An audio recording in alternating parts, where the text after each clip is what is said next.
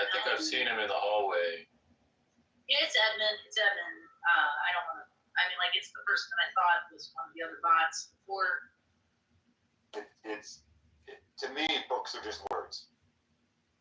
That's all they are. There's words written by people, and the Bible's no different than any other book, in my opinion. So I don't really give it a lot of weight in terms of the claims it makes about the nature of humans or the nature of my belief. Yeah, and I'm quite aware of that. Yeah, I'm quite aware of that. All right.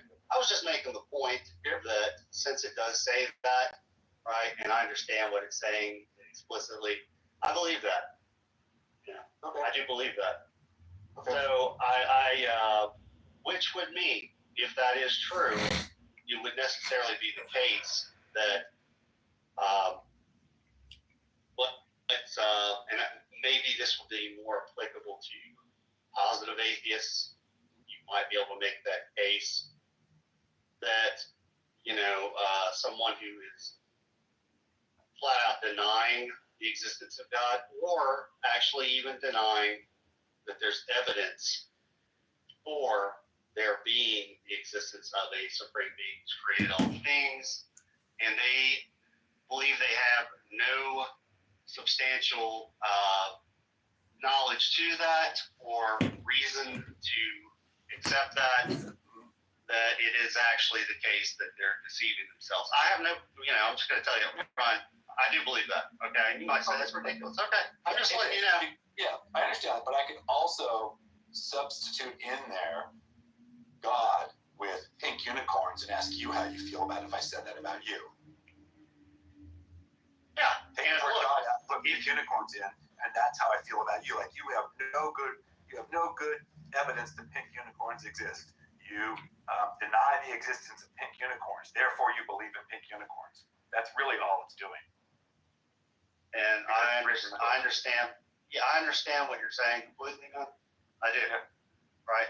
That's why I'm saying I realize that has absolutely no merit to you. Yeah. I get that. I'm just letting you know up front. I'm not gonna try and hide that because it doesn't make any sense to you. It just falls into the category of sort of like, I'll put this nicely, preaching to me. And I'm like, whatever, Yeah. I don't treat the Bible as any source of truth. So yeah, I think that's probably a major difference here. Well, yeah, obviously. Yeah. I mean, obviously, if you did, you'd have a completely different position. Yeah. But anyway, leaving off what we were talking about yesterday, okay? Because I was thinking about it a little bit more as you were talking about. You don't really. It seemed maybe you were leaning more.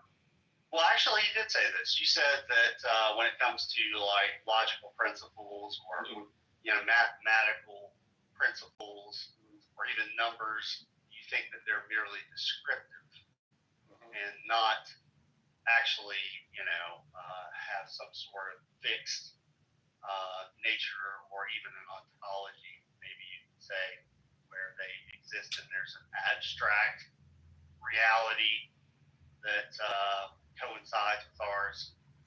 Platonic ideals, basically. Yeah, it could be Platonic. I mean, that's one of the ways. I don't think, when it came to Plato and them, they kind of made that kind of like a finality, and it got kind of weird, with the whole thing with shapes and all that stuff. But anyway, so here's the thing, okay? And I was thinking about it. I think that when you make, when you posit, any proposition like, the laws of logic are only descriptive, or they're just descriptive, something like that.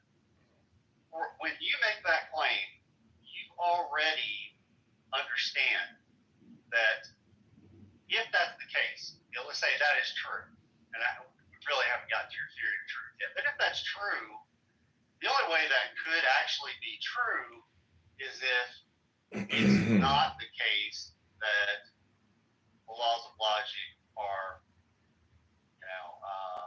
not descriptive, right? So negation would have to be false. Right? So you understand. Okay, so the claim is the laws of logic are descriptive. The negation of it is the laws of logic are not descriptive. Right? It's not the case that the laws of logic, or you could say it like that, right? Okay. It's not the case that the laws of logic are descriptive. Okay. Right? That would be a little bit more formal. But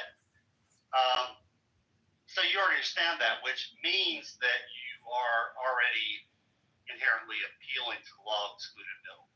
You would have to be. Otherwise, that statement wouldn't make any sense, because that's one of the necessary conditions for a proposition to actually qualify.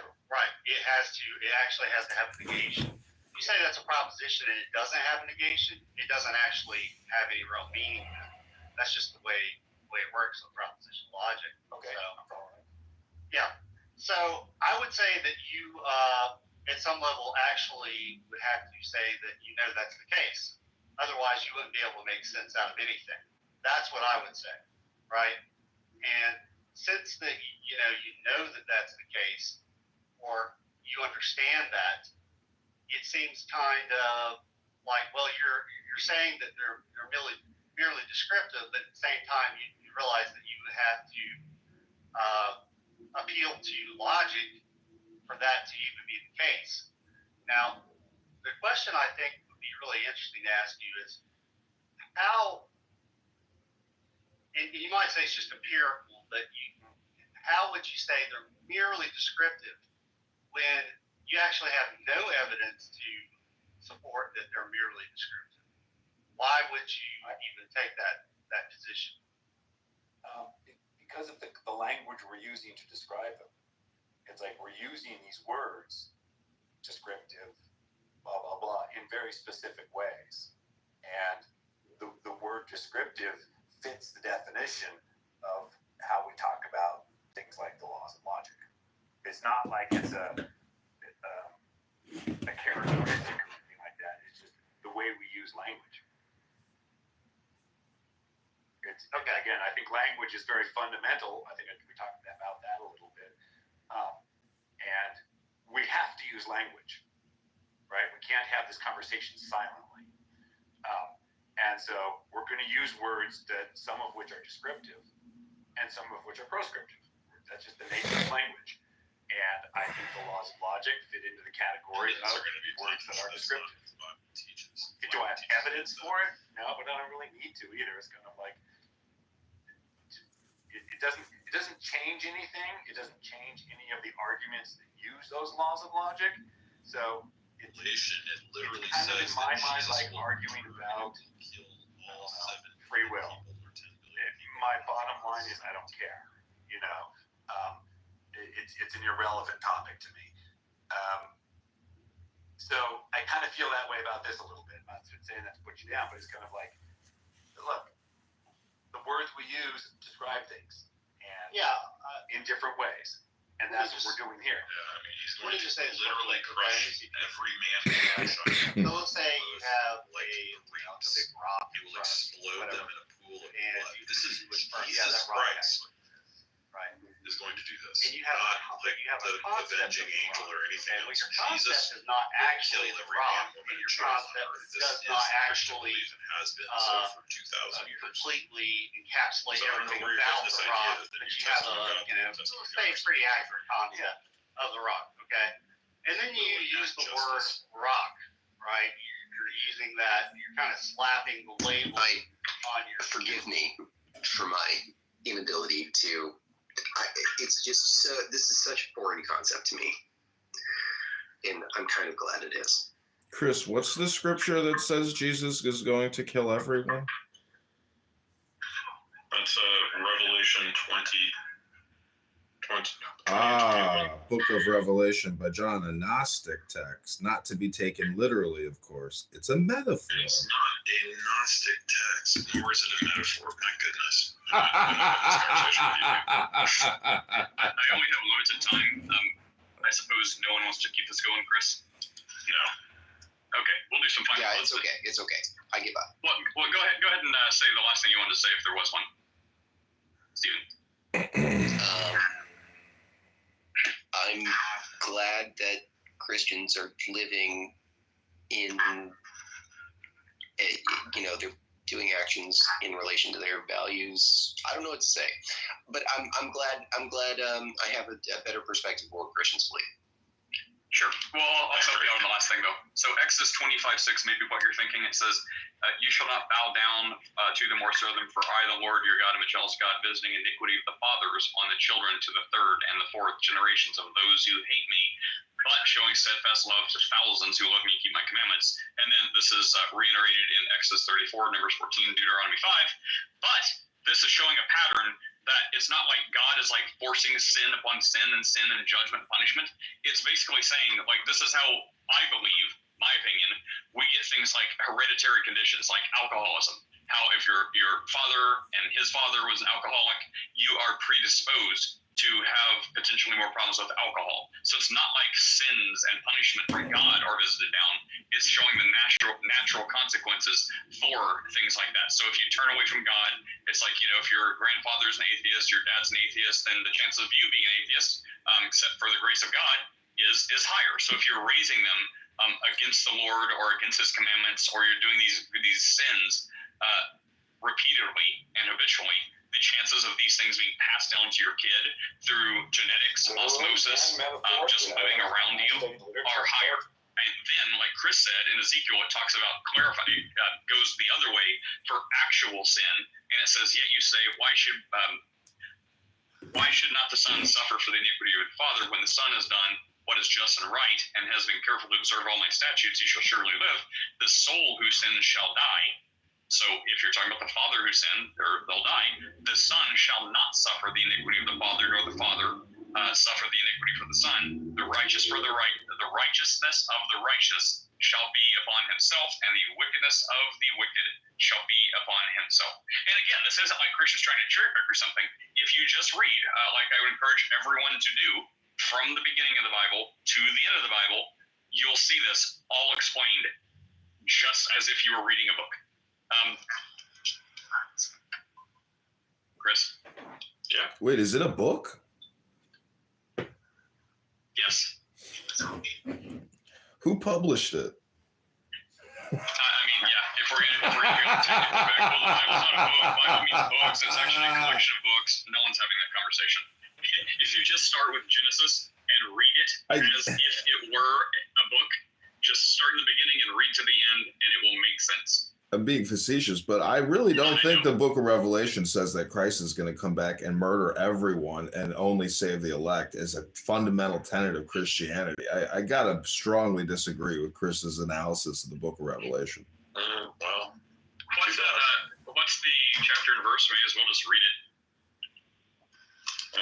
yeah, so let's talk about the end of the world and the great white throne judgment. 20? It's going to be Revelation 20. Let's see. Great white throne. Boy, that sounds racist.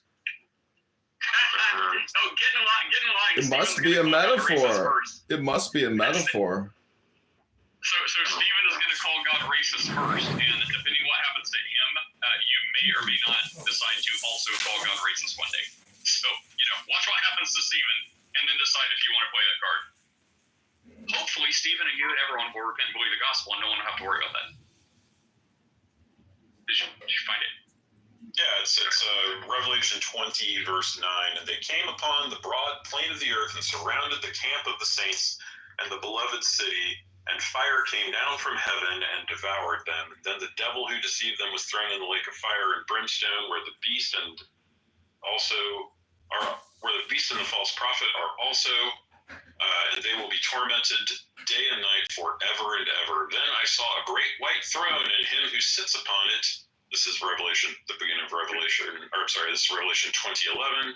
And him who sits upon it, from whose presence earth and heaven fled away, and no place was found for them. Then I saw the dead, the great and small, standing before the throne, and the books were opened, and another book was opened, which is the book of life. And the dead were judged from these things which were written on the books according to their deeds. And the sea gave up the dead which was in it, and death and Hades gave up the dead which were in them, and they were judged, every one of them according to their deeds. And death and Hades were thrown into the lake of fire. This is the second death, the lake of fire. And if anyone's name was not found written in the book of life, he was thrown into the lake of fire. So there you go. That is Jesus literally taking everyone out and judging everyone. So, in short, do not be those people. Repent, believe the gospel, ask Jesus for eternal life, and you will receive it. Well, geez, what about my Aunt Nancy? She says that Jesus is just a myth. Is she going to be cast into an eternal hellfire and be destroyed eternally, atomized in a lake of fire? Yes. You can answer that for us. Well, she does drink and swear a lot, so maybe she deserves it. Hey, Random, what's up? Well, she does drink and swear a lot, Morning. so maybe she deserves it. Have anything to say before I run? Yeah, is Steven gone? Yeah, I mean, I guess reading the Bible when it's the Mushroom Kingdom guy, man. The Mushroom Kingdom guy. I mean, well, you just like started reading the Bible, we took off. Well, that's unfortunate. I had a message for him, but I don't know if he saw it. We can answer as if we were him. What was your question? No, I was just saying, part of the process, I was going to say, part of the process that is presumed to be the correct way of interpreting the Bible is assuming univocality. And some people miss that. They don't get that. You're going to need to break down your fancy philosophical term to the rest of the audience, my friend. Sure, it's kind of that same process of harmonization. It's kind of the subtle undercurrent of saying that it harmonizes or harmonizing the scripture in case it has a seeming contradiction is kind of an underlying current of assuming that it is meant to be all one. Like univocality is like from one voice.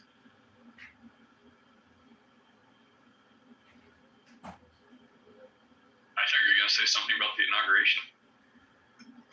Oh, I know pretty much nothing about it. Oh, well, Trump is everyone's president. That I am aware of. Fantastic. Good. Everyone, and just like the world, just everyone's president. I mean, that's kind of true as well. I mean, look, All in good time. the great thing for world peace is that Trump is elected president. China is going to stop rattling their sabers. They're afraid of Trump. I think that they have scrapped their plans to invade Taiwan. They know that Trump will send several carrier groups to annihilate their invasion force. I'm pretty certain that,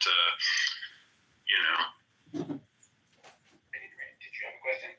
Yeah, I was gonna say, you're talking an awful lot about linguistics or words, and there was something I read about, in the Bible. It's like in the beginning was the Word created this, the Word was eternal, the Word.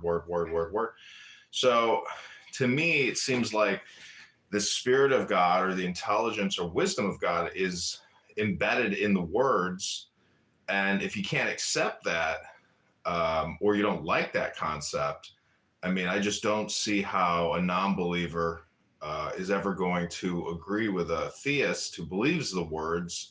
But can't you just see that they're metaphors or symbols? I absolutely can, but they don't always do that either. No, I know. They're very literal. Everything is literal. I just was talking to Chris in Ask a Christian. He says that in the book of Revelation, Christ is going to come back and murder and kill all the non-believers. And it's in the book of Revelation. And I'm like, you can't see that as being a metaphor for awakening or, casting away bad thoughts, and burning them up. But I just don't understand why you have to take it so literally and not have any mystic type of association. So, if you're a theist, you're even worse because you know my favorite thing about Revelations? This is the funny story. It was written by John. That it was written on a Greek island. the island of Patmos. And guess what grows on Patmos? Cannabis or shrooms? Shrooms. And I'm like, now Revelations make sense. Well, Moses spoke to a burning bush, which they believe is like an Yeah. acacia bush, which supposedly has DMT. But if you want to take a trip, all you need is a glass of red wine and a joint or a little bit of cannabis in a bowl. And if you read the scriptures, it'll be like a whole new revelatory experience for you, because there's like a disassociated state, which your personality, which is your hyper conditioning from beginning, is kind of let go and you become the word. So that's my point, is if you're an atheist and you've never experimented with psychedelic chemicals and revelation or scriptural books or sacred text writings, you see there's so much intelligence in it that it's helpful for your life. But what if I have, Adrian? That's fine, but the point is, if you don't think, I've done my share of hallucinogenics and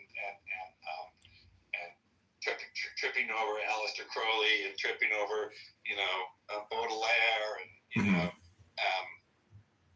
and what did you gain from the experiences? You had fun, right?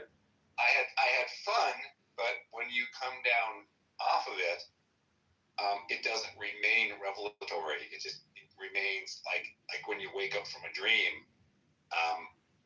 It's like I had a dream that I had sex with Scarlett Johansson.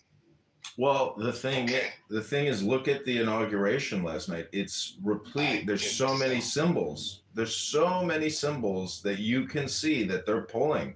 So from a marketing perspective, if you have the wisdom and the knowledge, you're a much more effective communicator because you have things to say. All I needed to see was Elon Musk's Nazi salute. That's enough for me. Well, even that in itself is an occult symbolic reference to drawing down, or a hermetic reference. So if you know the symbols, you know the references, the analogs or the abstracts. And, I think your life is much fuller with it than without it, in my opinion. I would say understanding symbolism, I think you've heard me say I was a literature major. I studied poetry. I also was married to a Jungian analyst for 20 years. So, I get that, right? I get archetypal psychology. I get, the symbolism of dreams and all that stuff. We could talk about that for hours, I'm sure.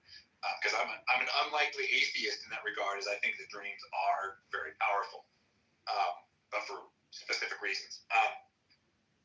But I don't equate that to power.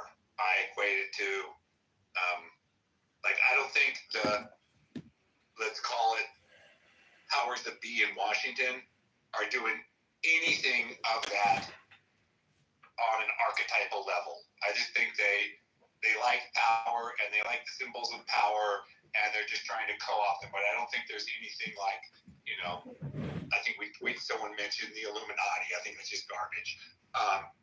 So I don't know.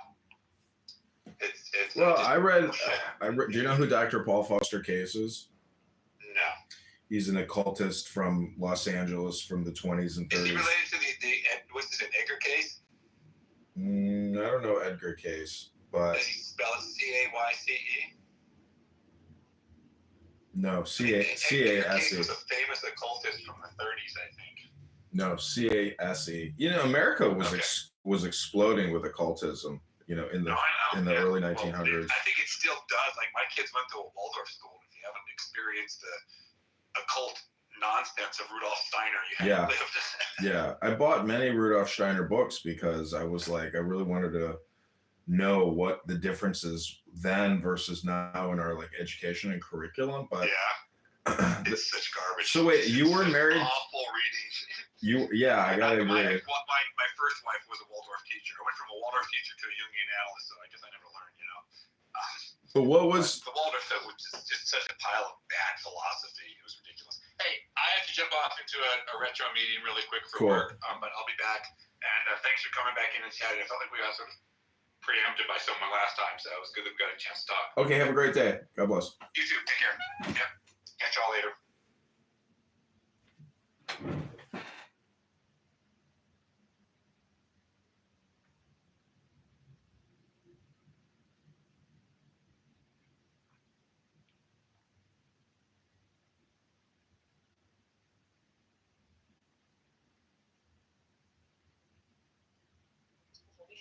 fall, like she didn't have the smell.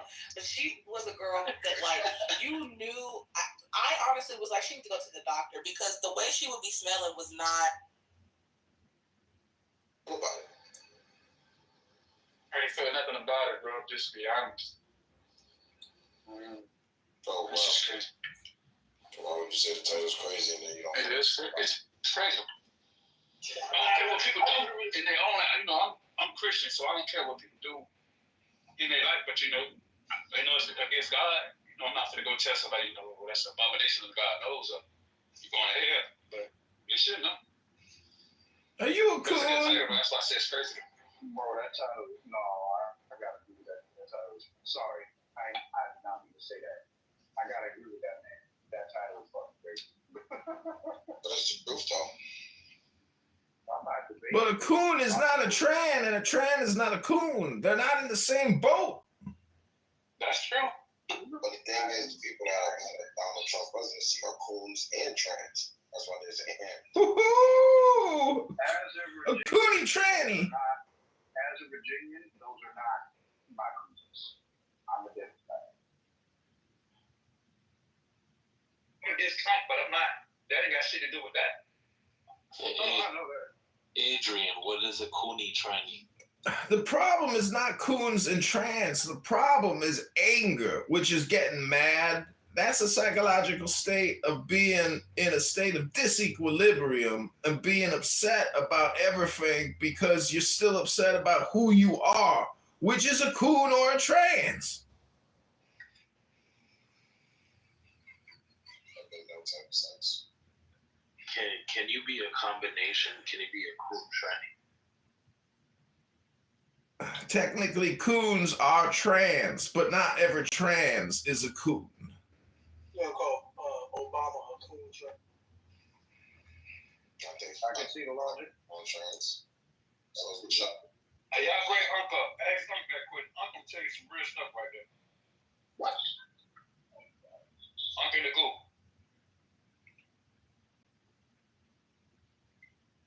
Oh, that's a good title, y'all. Who made this title? Somebody, a smart person, y'all. Tell me what you think about the title. Man, somebody, no, bro. Hold up. Applaud that man. Applaud that man. I for real, man, that's a party. Y'all still about to party. Man, who is it? Who is it that got this title, bro? The person at the top like that. Right here with my Asian brother. I see Donald Trump up there. I see the big guy up there. I see the first black president up there. I see. That nigga looked out for us niggas, boy. I swear, that nigga stood up for us niggas, y'all. Man, y'all black women, sorry black women. Y'all in trouble. Y'all in trouble. Man. If Kamala was doing her inauguration, she would have lectured all you fucking coons. Who? Boy, I'm not fucking with y'all. Hold on, say it again. Hold on. Let me get me a seat. Man, that woman would have made, bro. All those niggas should have just walked to penitentiary. Walked to jail, y'all. That's what she said you all when she was Attorney General. She already did. You remember in California when that was, what was that 16-year-old when she held the evidence against the black guys, y'all? Wait. Was that 16-year-old that was the grandson of the U.S. General? That guy? I can't remember. I can't. It's a while ago. Hey, did Kamala start out the fires in California? I don't know. You remember? I don't know. You think, y'all? Right there. I'm just joking. Oh, yeah, we're gonna blame it on. Yeah, that bitch did. Yeah, she did. Yeah. We put it on her. Yeah, we're gonna bring that up. Look, y'all, you remember she had all the evidence against black men up in Cali for marijuana. Could have let that man be wasted, but I'm not sure what, 10 years of his life, man. In prison. He had no evidence. She overlooked that boy, man. Overlooked the black boys. Her and her husband were invested in marijuana dispensaries. She's a fucking hypocrite, a liar, a fraud, a traitor. Oh, where say you from, bro? Oh, Baton Rouge, I'm Louisiana. Baton Rouge, Louisiana. Yeah. You right, well, you up there about inauguration. What you think about that black guy who ran over all them the people on Bourbon Street. You said like Virginia, right? Yeah. That motherfucking coon killed 15 people on Bourbon Street. To Richmond years ago. I went to that club, DC Live. I used to go to that club, DC Live, years ago, right around there by the White House. Oh, yeah. Near the Rose Bar? Yeah, I don't know if it's still up there or not. First club. Oh, okay, yeah. Last time I went, I think it was like 2003, maybe 2002. That's the first club I know had an elevator in that bitch. Say, Snoop Dogg was in line, so the lines would be from here. The lines would be miles around the building. So they let Snoop Dogg, I just walk with down to bros. I said, I'm with them. I was with them niggas. I was with them niggas. I'm with them. She's security for me. Man, what? Man, shit.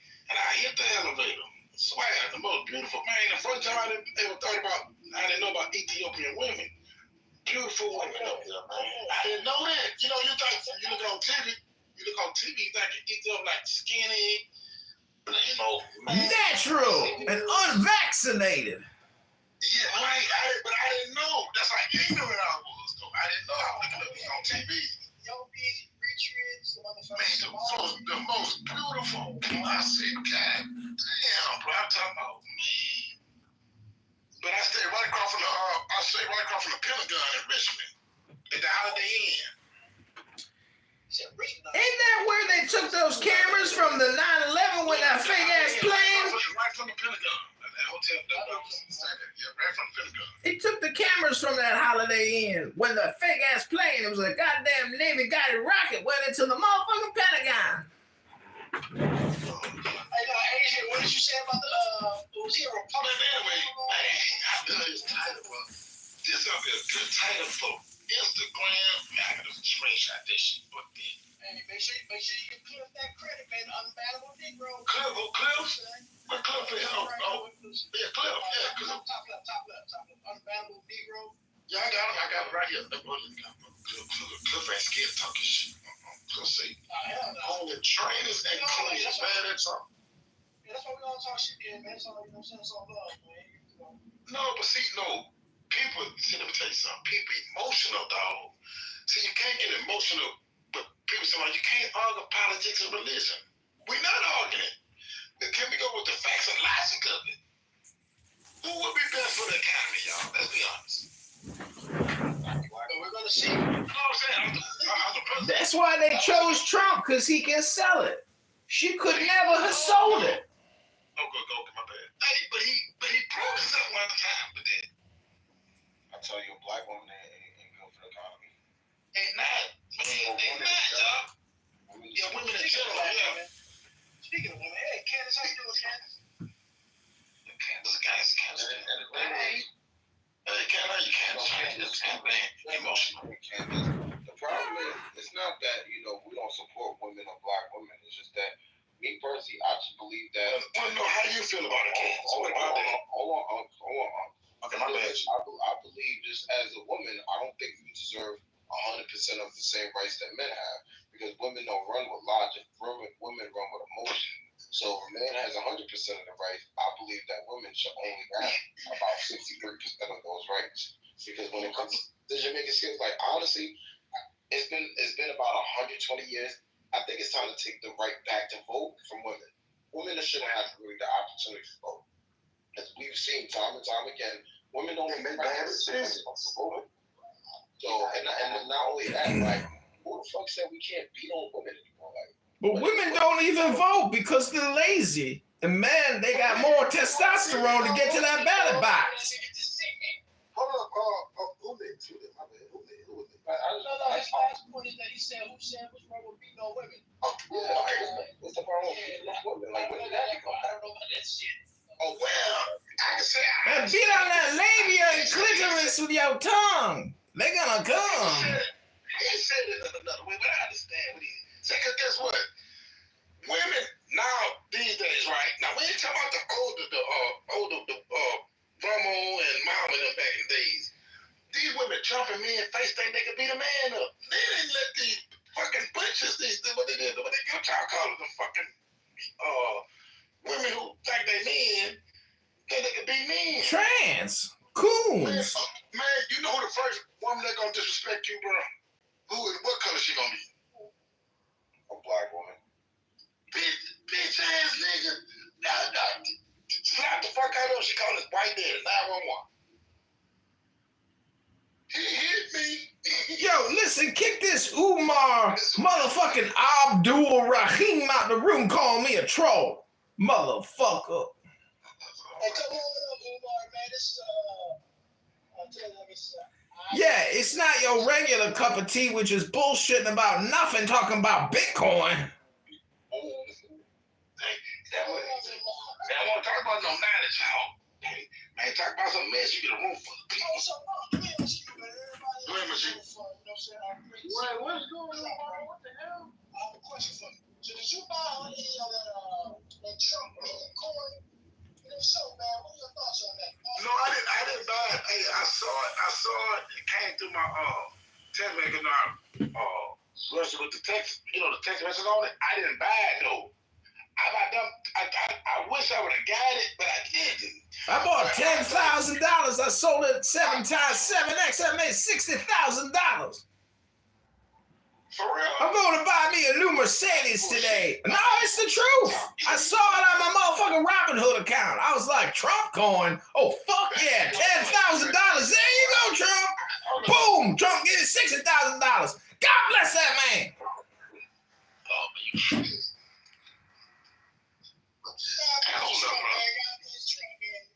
Hold up, y'all. No, y'all. Look. To be honest, bro. Trump is the first black president. Y'all know why I say that? Go ahead. At 16, y'all, he gave $10 million a piece, right? First of all, black folks ain't the vote for him, right? He gave $10 million a piece for 4 years to every HBCU school. Do anybody remember that? Oh, yeah. I remember that. Okay. HBCU school is what, y'all? Our black colleges, correct? Okay. Go ahead. Okay.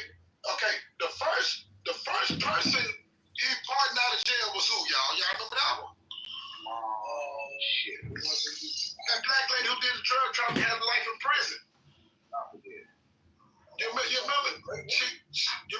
remember the lady who had the life in prison with drug trafficking? He the first person pardoned her.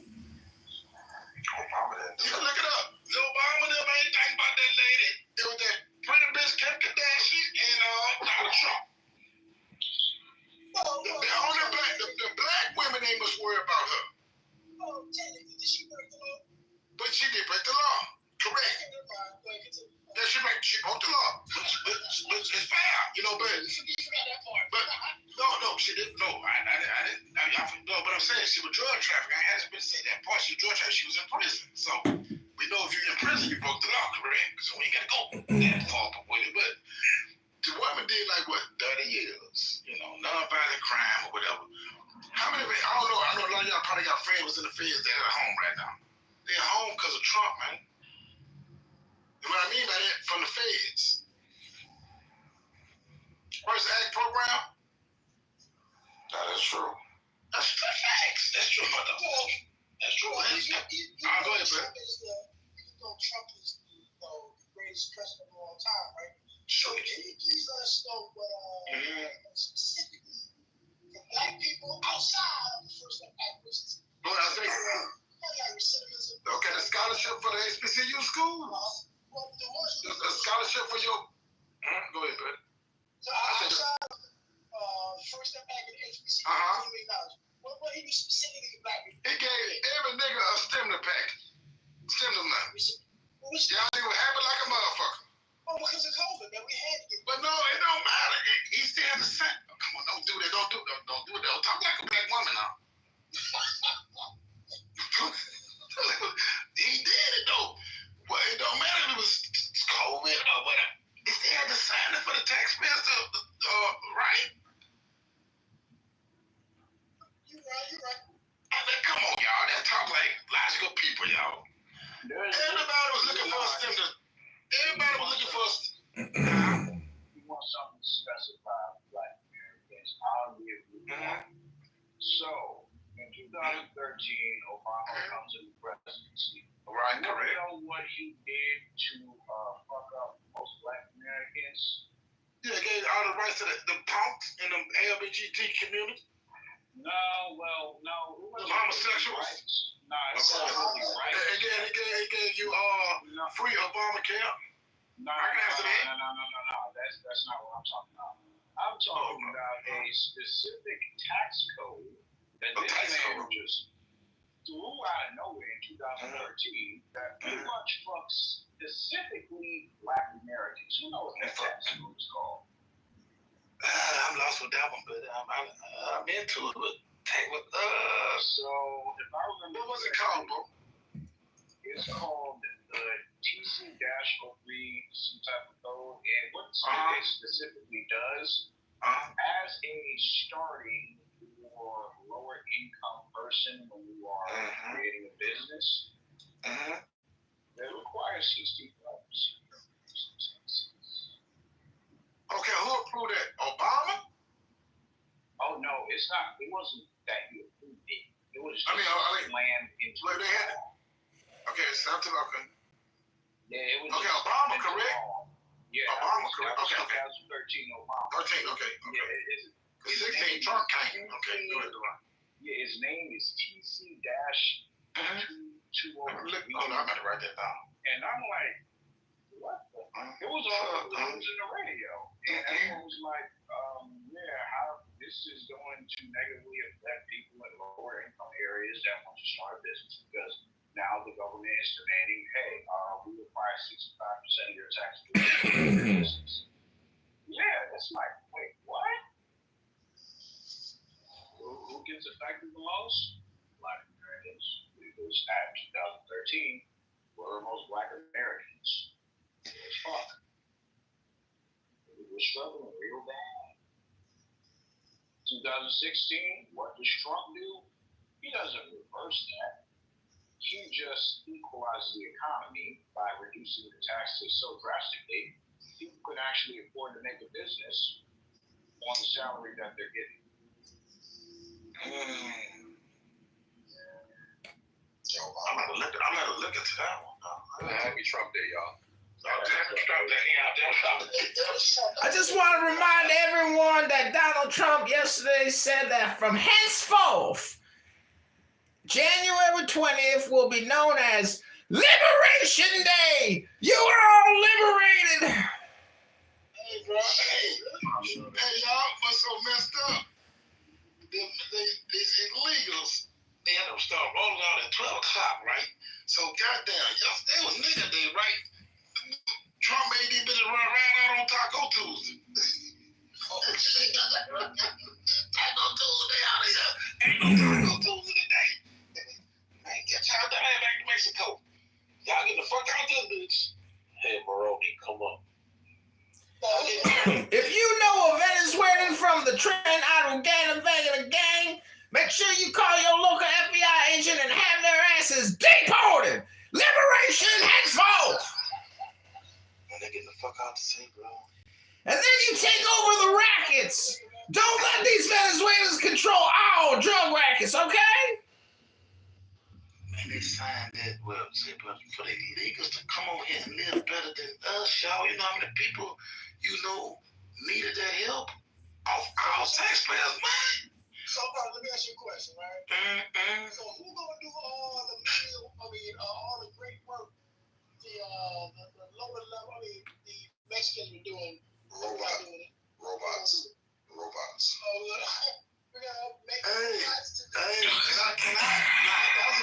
I think that's like coming to Clown House, because technically when you jerk it, you're projecting in your mind thinking about something, and people come here and they think they're thinking about something, but what they're really doing is just getting into a dopamine feedback loop by running the fucking mouth stuck on the fucking nothing. To get ourselves into that.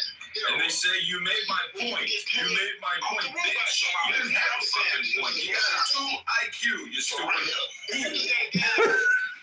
Put a goddamn strap on the goddamn robot and stuff. The Republicans run the house, right?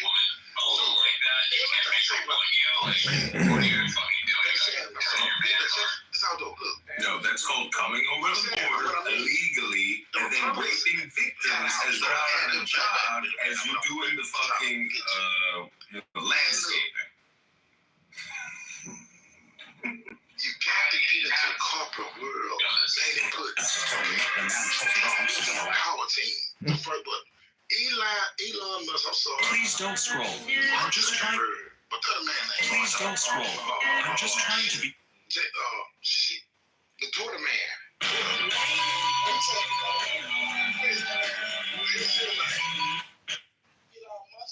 Elon Musk one. That's the Tesla. Zuckerberg, Facebook. The other Facebook, the other man. The other first name. There you go. Thank you, buddy. Thank you, Jeff Bezos. Man, you know what kind of power team that is, G? Yo, if you were watching the inauguration, they were all sitting in the front row. Man, what? Bezos and this Zuckerberg. The universe comes up with it. Yeah. Big Tesla.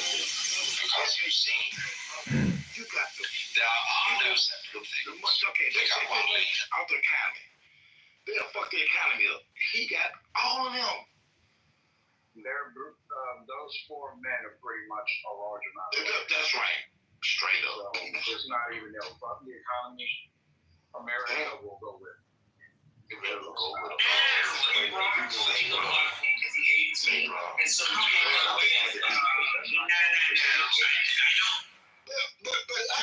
know, but you gotta respect the power of it though, right? No. Why not?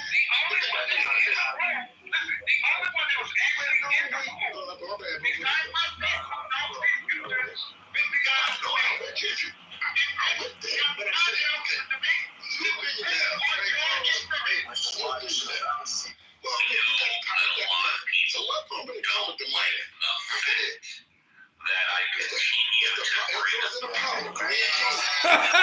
Wait a minute.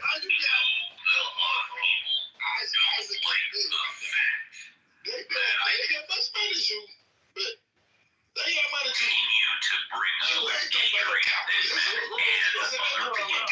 because they think I am a platform.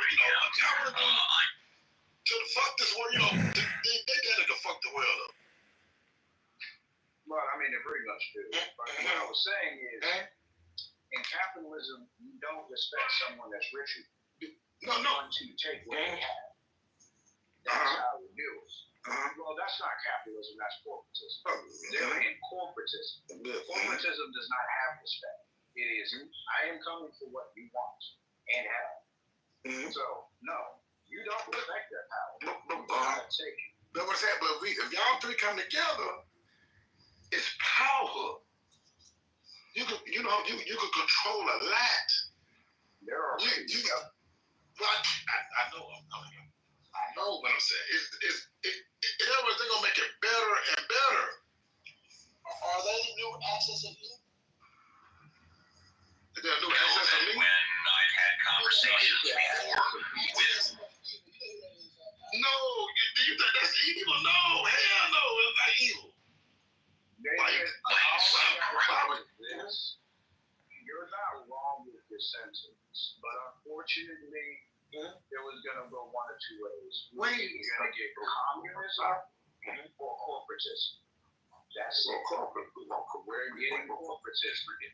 With corporatism comes one thing: consume or die. Straight up. Since a lot of people don't like that because they feel but we now have what everyone liked during the presidents. ordinarily Affordable, I can buy so many things. That's what happens. There are no more wars. your words, you said attacked. Well, hello everybody. I am here with Barack Hussein Obama. He's a really terrific guy. I haven't said that publicly, but he's a great guy. And we never did a debate. So what do you think? You think you would have beat me in the debate, or why do you say to that? Well, we're not going to have a debate, but Add a teaspoon of this to a glass. As a YouTuber that's trying to get monetized, how did you come up with that song? You have these Italian. My name is That was foul. No, Listen, that's a mistake people make. They think it forces sex on. well, It doesn't. It's basically presents you with a choice. We have everything you need and want, or you can go to in the middle of the woods. right. So, but you would. I'm sorry, you guys got me all confused here. Who the Tran and who the motherfucking Coon? How I got what you said?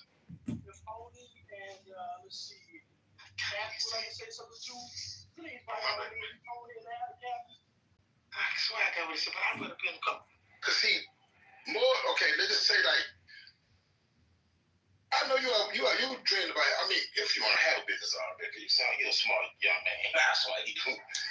Is it better to be a Coon, or is it better to be a Trans, or is it better to be a Trans Coon or a Coon Trans? I used to run and sell software on the big web. Yeah, okay. So you know about the corporate world, then, correct? How happy you was when your business, I guess, I don't know if you sold your business or whatever. Anyway, it don't matter. How happy you was when that business rise at its peak? I was miserable. Oh, come on! No, I'm happy you was. I'm not saying no. I'm not for real. I was miserable. I hated everything. I was angry at everything. I reacted violently towards anything that I didn't see trouble coming from. Yeah, I was not. I had money. No. God damn. You right? Oh shit! I had money. I had. Right. 72 stockholders. I had 72 stockholders, and I used them as a bank because I did not want to put my money in any bank. 72 stockholders. I had 5 servers, and these servers were large. Well, you sold it? Or what? Basically, I did sell it. Yeah, okay. You somebody then, boy. I had 5 servers. Somebody had 5 servers. What you messing with? You made large, and let me think, about 7 guns, and I just kept buying clothes and guns for bullets. It was just a ruthless cycle of, do I want to spend? So what made you feel miserable? I guess. What made that come along? If maybe that 5 servers were, and I believe them too. That's right, I believe them. I wasn't myself. I was literally money and influence and the control I had to basically draw me further into. Like I literally could see, wow, I am getting colder, more ruthless, more uncaring. Because you felt powerful, correct? You felt powerful. I'm just saying that's what I'm saying. You felt Trump-like. That's what I'm talking about. That's right. That's what I'm trying. He know what I'm trying to say. No, but it's the same way. It's the same kind of metaphor or analogy. I mean, I'm sorry. No. Trump is altruistic. I wasn't. Trump is like, I'm gonna make sure that the people have something they need to survive. My entire means of survival with people is, you don't work for me, you can die. What's wrong with that though? What's wrong with that though, buddy? You ran yours more like Hitler. You ran it more like Hitler. Yeah. I don't give a fuck about them Jews. I care about this. I care about you ran your shit like Hitler. So what's wrong with that? How would you feel miserable? You should have been the happiest man on earth. I should have been, but I was like, bro. I can't say I fuck with you. I fuck with you. They say, man, look, I don't give a fuck what's happening on that across that fence. If you don't work for me, you die. Man, that's cool, man. That was my entire mentality. Go ahead. But the issue with it was, I was becoming more ruthless. I was becoming colder. And at a certain point, I would literally make software, knowing how dangerous it was. It wouldn't care if some group or whatever used it for terrorism. It was like, I started to do it. Yeah, I was after a while. Yo, my brothers and sisters, Starlink is about to shoot off a new rocket into outer space, man. I was over the edge, and I was over the edge, and to say that I was about to. Hey, say that. Hey, watch him out. I ain't just fucking the temper. Boy, you a gangster.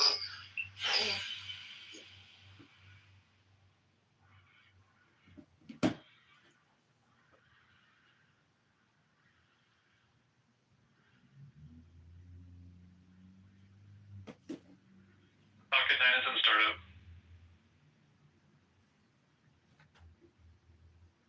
LDs go for launch.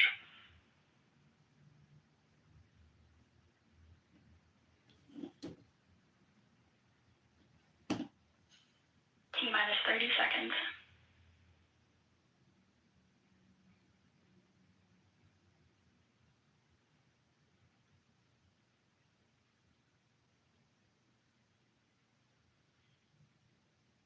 T-minus 15 seconds. 10, 9, 8, 7, 6, 5, 4, 3, 2, 1. Ignition. Liftoff of the Falcon 9. Go SpaceX, go Starlink.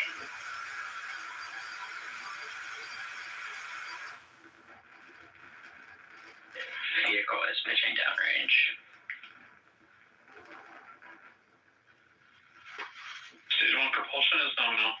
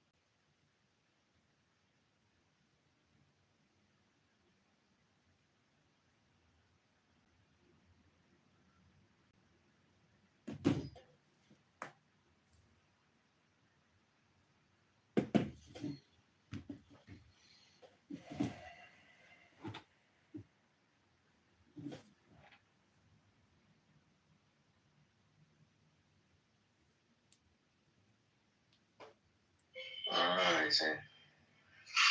Rolling just a particular person, or it's like rolling them? Splinter, white nationalist Nazi organization, and it's intense. Okay, is it a repeat or a copy of something else that came out a while back, or is it new, fresh on its own? They say it's a true story, and I don't know if it's a remake or not. Okay, so there was a true story that took place in the 70s that was made into a movie about school kids, a project that a teacher put together where his kids, his students, half of them were going to play prison guards and the other half were going to play inmates. Does it have something to do with that or no?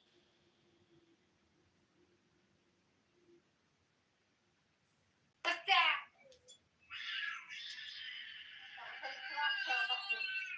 Bye-bye.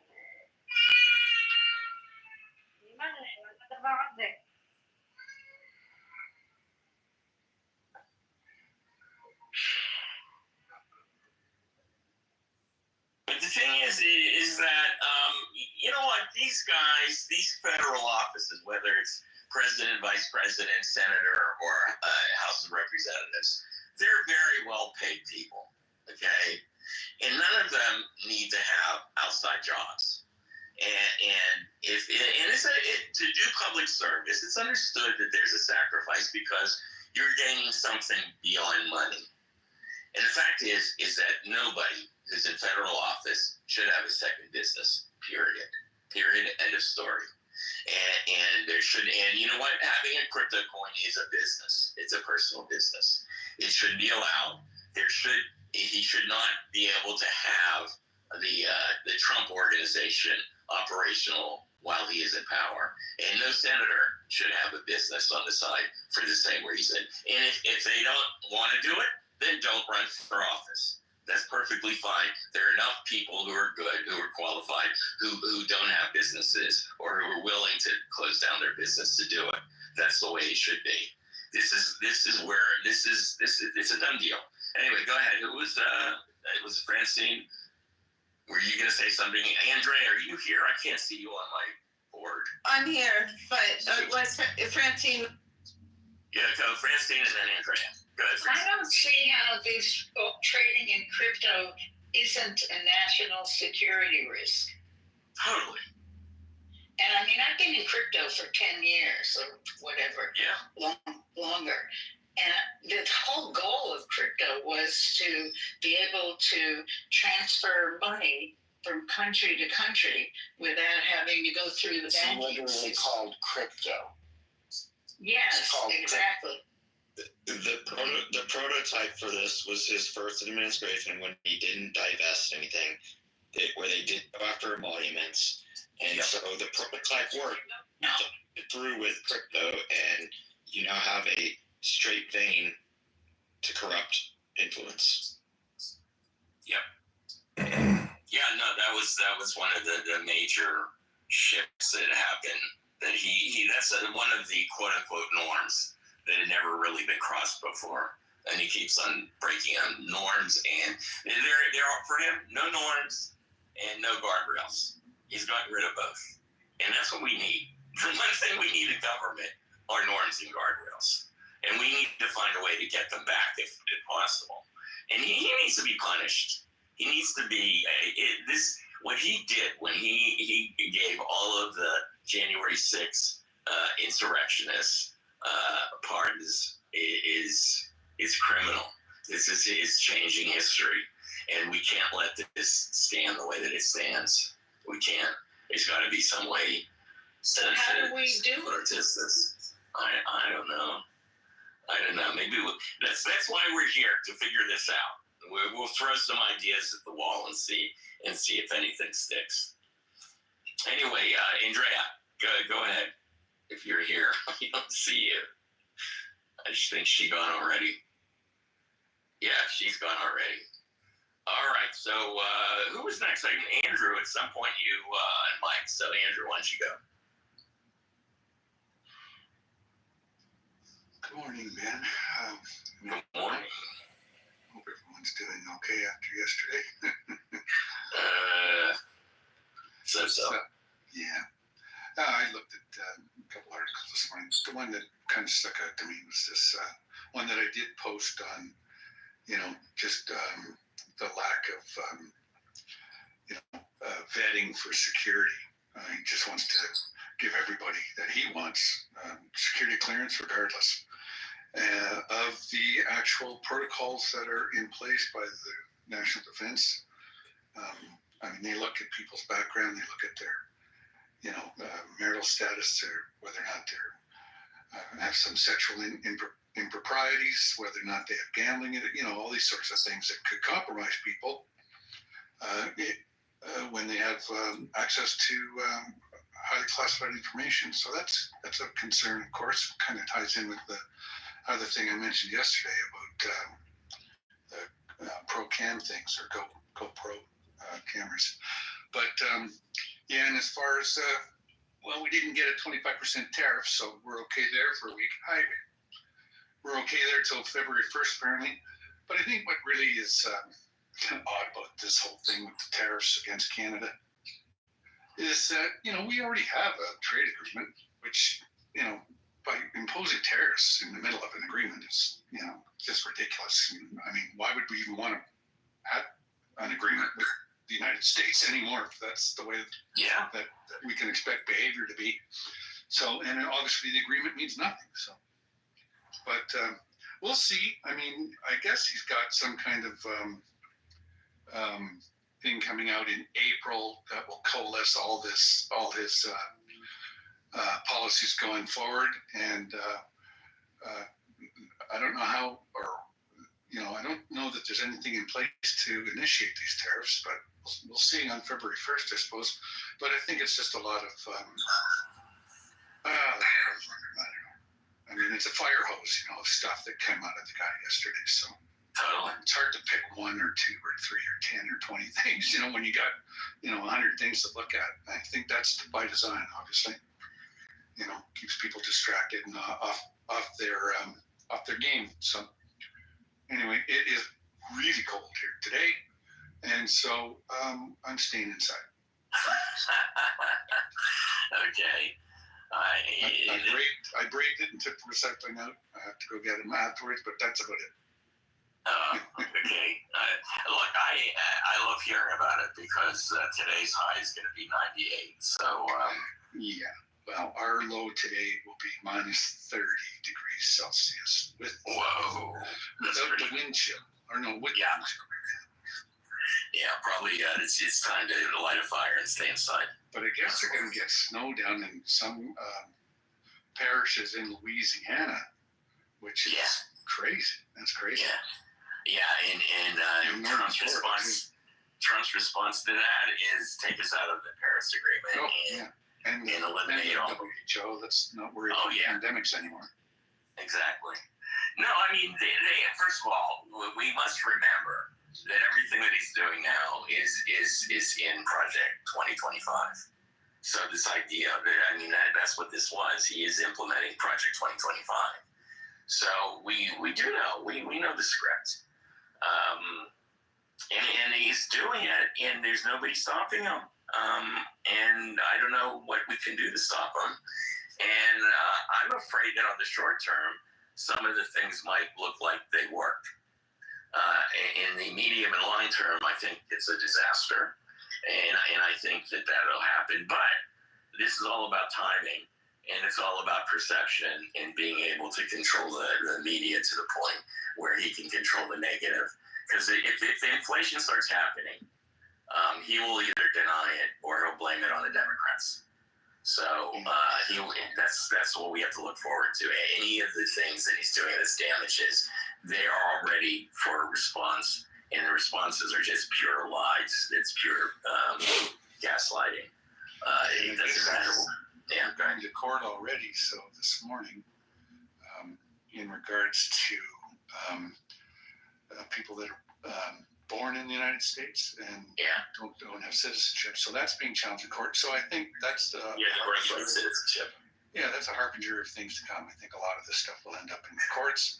How they handle it, well, that's a whole other story. I have no doubt that the radical right majority in the Supreme Court will give him whatever he wants. They will find a way to rationalize essentially neutralizing birthright citizenship. They will. They'll do it. They will also rationalize the limitations of doing another. I'm sure that one of the first things that will come up is that they're going to be able to say that when they said that there's no that you can't have more than 2 terms. They're going to say 2 terms. It means 2 terms in a row. That's the first thing they're going to do, and then later on they'll change it to you're president for life. So that's the absolute. That's what's happening. He is now going to be president for life if he gets away with it, and that's the way he's going to govern. I also think it's interesting that he did not mention Ukraine yesterday. So it's supposed to end all. That is interesting. Oh, they're right. He was supposed to end it yesterday. Right. Exactly. What happened with that? Well, one of the things that they're doing on MSNBC and some of the other podcasters and stuff is they basically taken a picture of where unemployment is right now, where inflation is right now, the cost of gasoline right now, all of the identifiers that they use, and compare them, 6 months from now, a year from now. Because they're right. I mean, 6 months or a year from now, he's not going to get anything better. He's only going to make stuff worse. But with that said, that doesn't mean that his people will believe that it's his fault. That's the whole thing, is that we're still always under the illusion or the understanding, the proper understanding, that people will believe facts and will believe what they see with their own eyes. And we are in a day and age where that doesn't matter anymore, because they don't. They don't vote for their own self-interests, and they believe every piece of shit that's handed to them, no matter what, without questioning it. I don't know. How do we fix that? Elle, how are you going to fix that? Oh, Ben, I don't know. That was a lot. I've actually not looked at news this morning, which was really good, and I woke up about 10 minutes ago. I don't know how we're going to fix it. This is very overwhelming. I'm having trouble really absorbing what you just said, that you actually believe he's going to be president for life. I guess that's the one thing I haven't been willing to believe is possible, because that is the most hopeless scenario I can imagine. Well, he's going to die. Right, that is our strategy. Actually, that was always one thing. But he's going to die. But then there's JD. I mean, then there's the whole crew. JD won't be able to do what Trump does. Like, I don't think JD can actually go to the Supreme Court and say, "Make me president for life." I don't think they would do it. Yeah.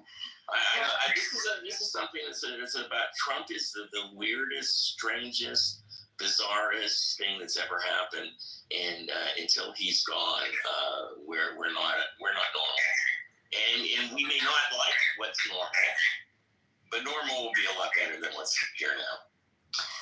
Yeah, I don't know, Ben. I woke up actually to a text message from Ira, who's in Las Vegas, my friend. Yeah. I talk about, and he has an e-commerce company, but his warehouse is in right here in Minneapolis, St. Paul. Just in like a sweat, because the person who's running his warehouse is this absolutely lovely man from Ukraine who he hired when, months ago, when there was a special program for Ukrainian, I guess, refugees, we need to call them right now. So I don't see them as part of the list right now, but that special program may be rescinded too. And he's very worried about him. He was a physicist in Ukraine. So now he's stocking this warehouse and, trying to learn English and trying to take care of his kid and his wife. So, it's a lot. I don't know. I saw this text. I haven't even responded to it. So I'm just looking through Ruth's list here. Thanks, Ruth, for the links to get my morning update on the executive orders, but it's pretty awful this so far. I don't know what we're going to do, Ben. We're going to keep our friends and neighbors as safe as we can. Rescinded the prescription drug negotiation. I just saw that on the list. But on the immigration or the deportation issue, I mean, all I come up with is, as I said, trying to keep our friends and neighbors as safe as we can. I mean, that's the first thing that comes to mind. I think I've mentioned this here before, but one of our synagogues had a family who they kept safe for, I think, 3 years from El Salvador. It was unbelievable. I mean, they just made downstairs at the synagogue their home and kept them there, and the whole community brought food and brought clothes and kept them safe. I guess we keep each other safe. That's my prayer. Yeah, thanks, Elle. That is a good point. Okay, let's see. I'm looking at my list here. We've got Cindy and Sue and Rick, who I want to get to, in Perusa. And actually, we haven't talked to either David or Scott yet. So let's go to Sue, and then Cindy, and then Rick, and then we'll go up and get the rest of you. So hold tight, and if any of the regulars want to come up, put your hand up. I've been inviting some of you up. If you don't want to come up, just ignore it. But go ahead, Sue. what you think, and also give us an LA report. Well, so I, like everybody else, tried to avoid yesterday as much as I could. And I spent the day with my son, and that was exhausting and wonderful. And we honored Martin Luther King. So, mission accomplished on that end. When I came home and had to finally turn on the news, I was pleasantly surprised to see that Kamala Harris and Doug Emhoff were in Glendale visiting the people that have been impacted by the fire. And she was boots on the ground instantly.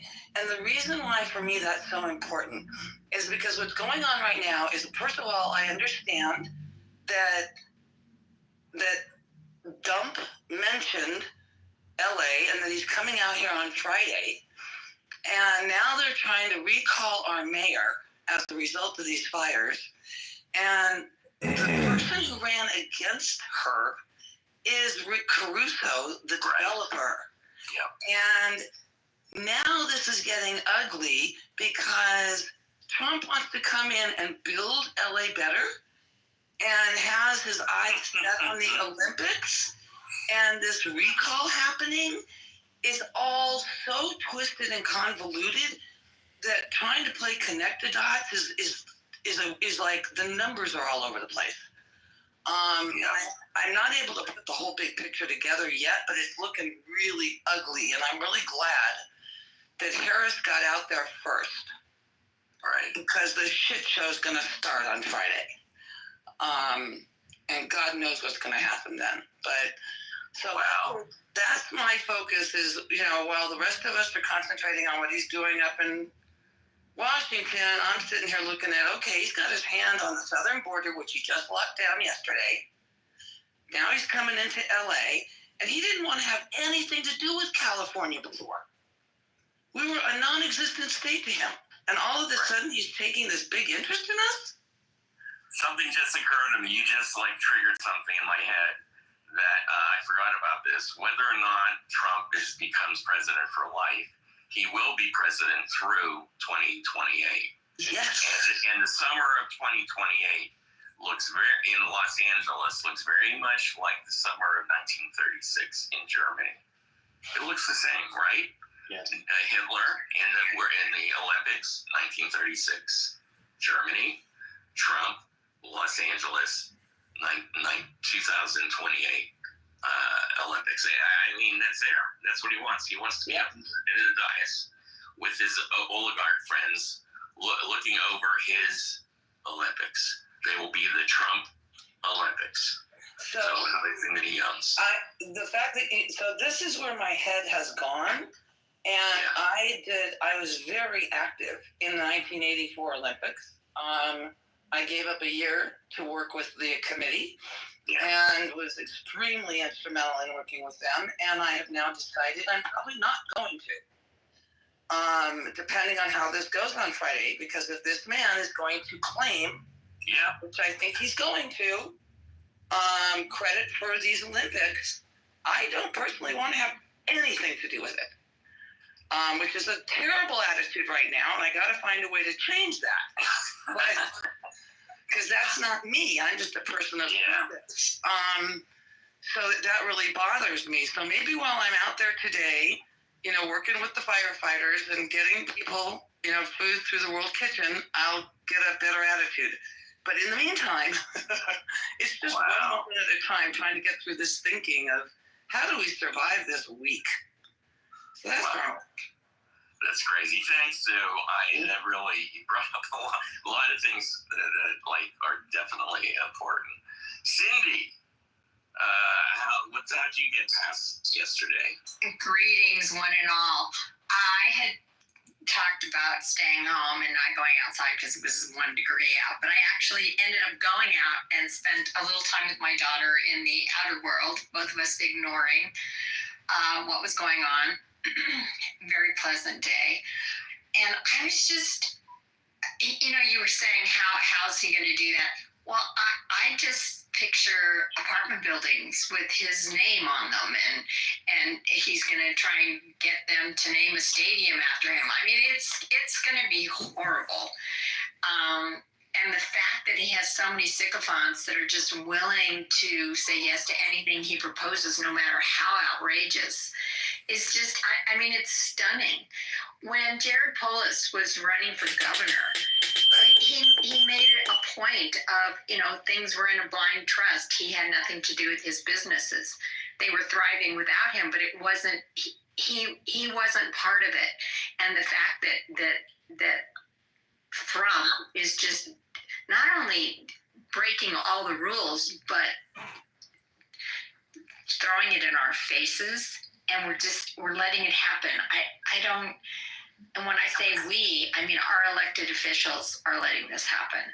So I just think we have to get really loud and really vocal and pinpoint one thing at a time, because as whoever said earlier, it was a fire hose. Yeah, it's a lot. So we have to pick things, and you know, exposure doesn't do it anymore. It's all been exposed. It's all out there. Everyone knows. It's just changing the consciousness and the acceptance. So anyway, I'm happy to have this room. I'm happy to have you guys. Thank you.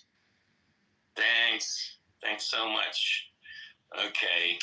I just want to say something. Right. Hi, Cindy. I know you said changing the rules, but what I thought in my head was, you know, changing the laws. Like, you don't break the laws, you change the law, so then you can break the law. It's no longer a broken law. You have the power to change it. I just sort of realized that. I didn't realize the question of the room was, how did you get through yesterday? So come back to me maybe after you've gone through that, because I would like to share a little bit more. Okay. Absolutely. No, there'll be some room to do this. All right, let's see who's up here. I want to go to Rick, and then we got Dr. James is in town, and let's see, Scott's here, David. Well, David, anyway, we'll get to you. So, Rick, why don't you get us updated? Yeah, you know, I think his strategy, which works really, really well, is he may have a team of spotters to find out, okay, who can I leverage now?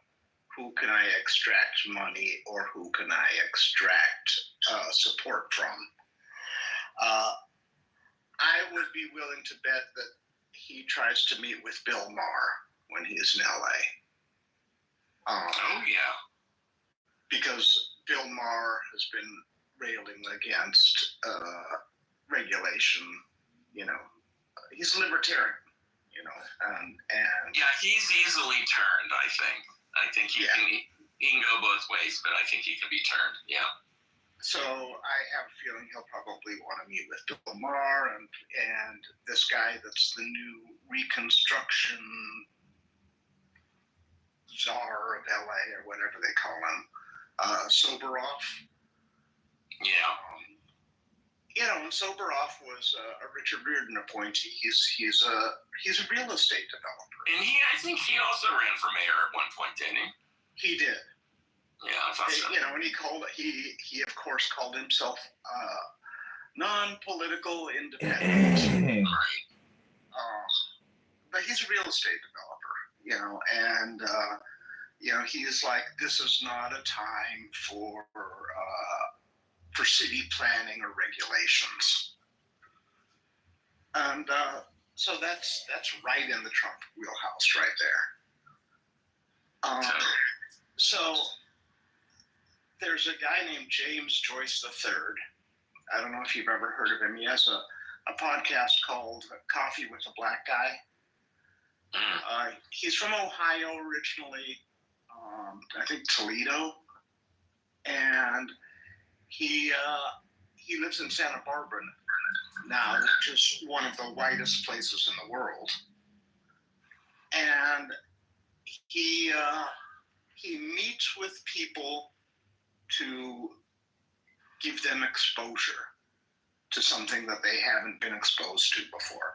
He was the keynote speaker yesterday at the Martin Luther King event here, which was fantastic. It it was really a great event and inspiring.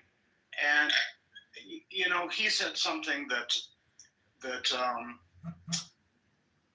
he's very funny, but he can be really funny and really serious at the same time.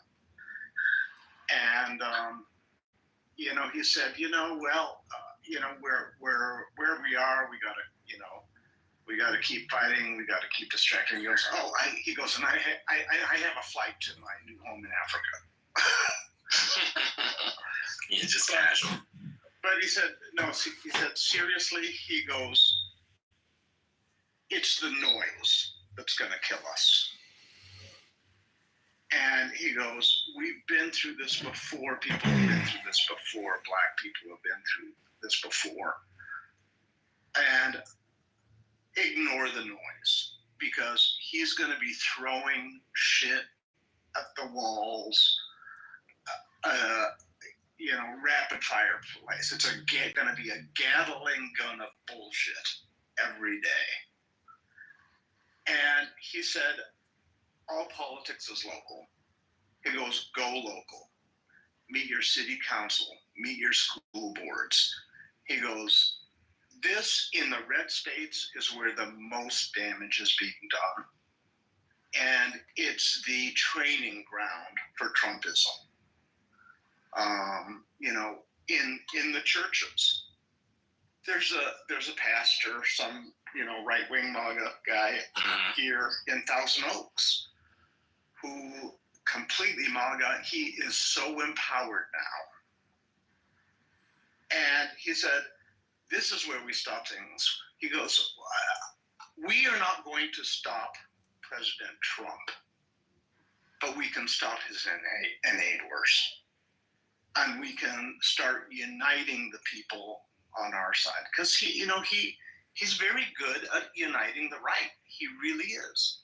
The left is not good at uniting. The left is good at nitpicking each other.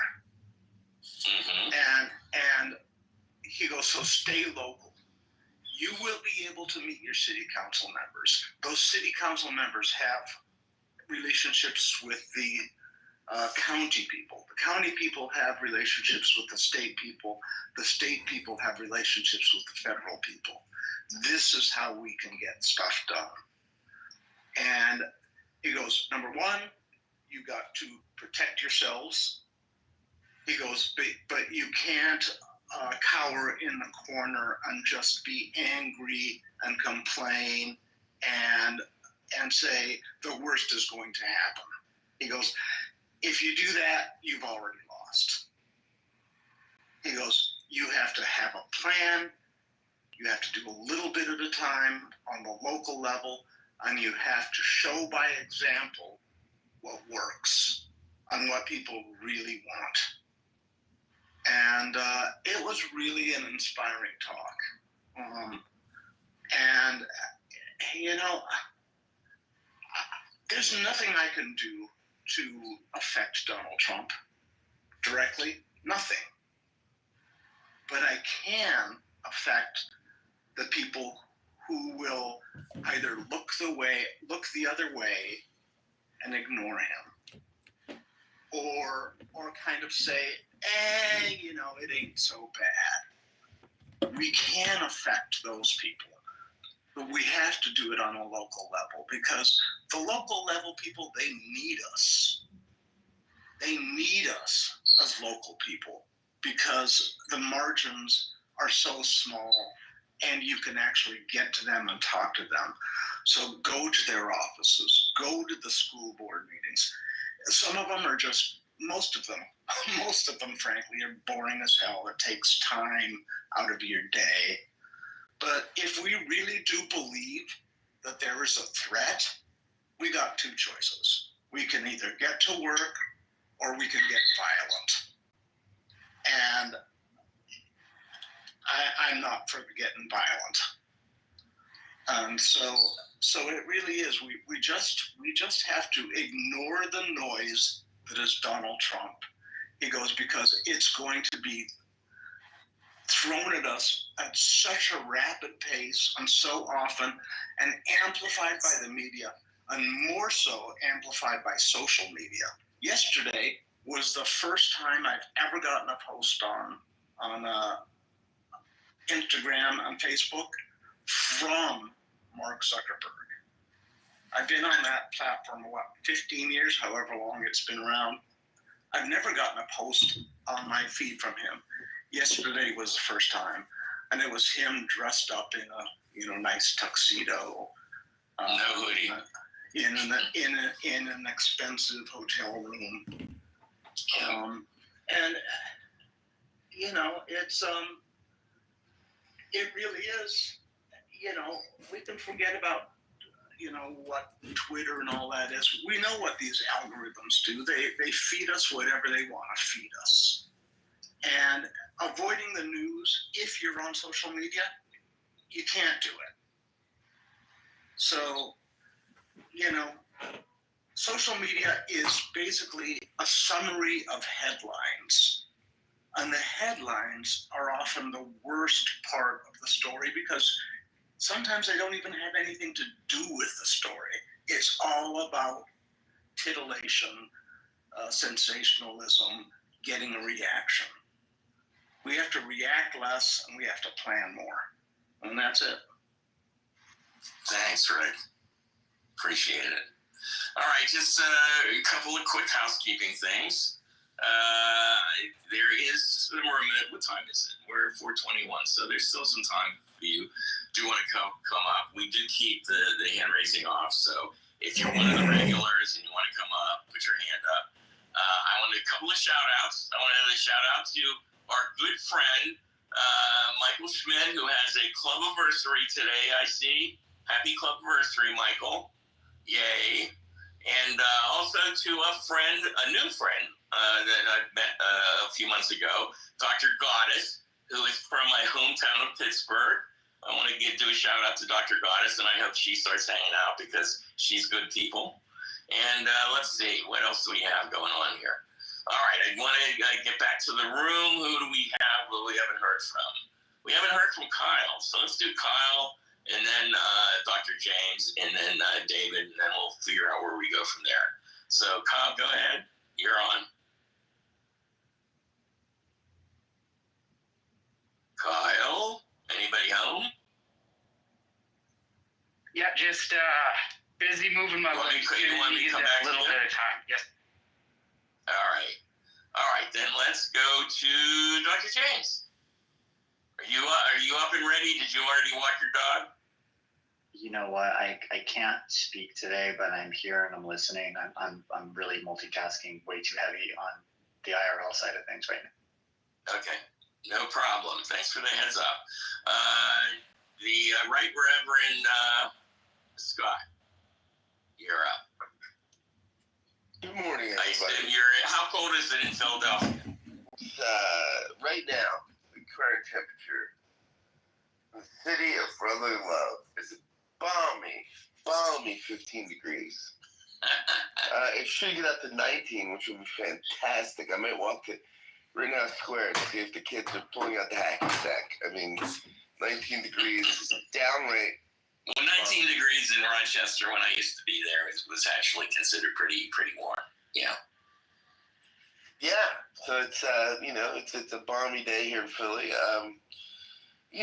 It's a golden age. We're in the golden age. Trump said so. That we're in a new golden age. And look, man, Manifest Destiny is back, and we're going to Mars. We're putting the flag on Mars.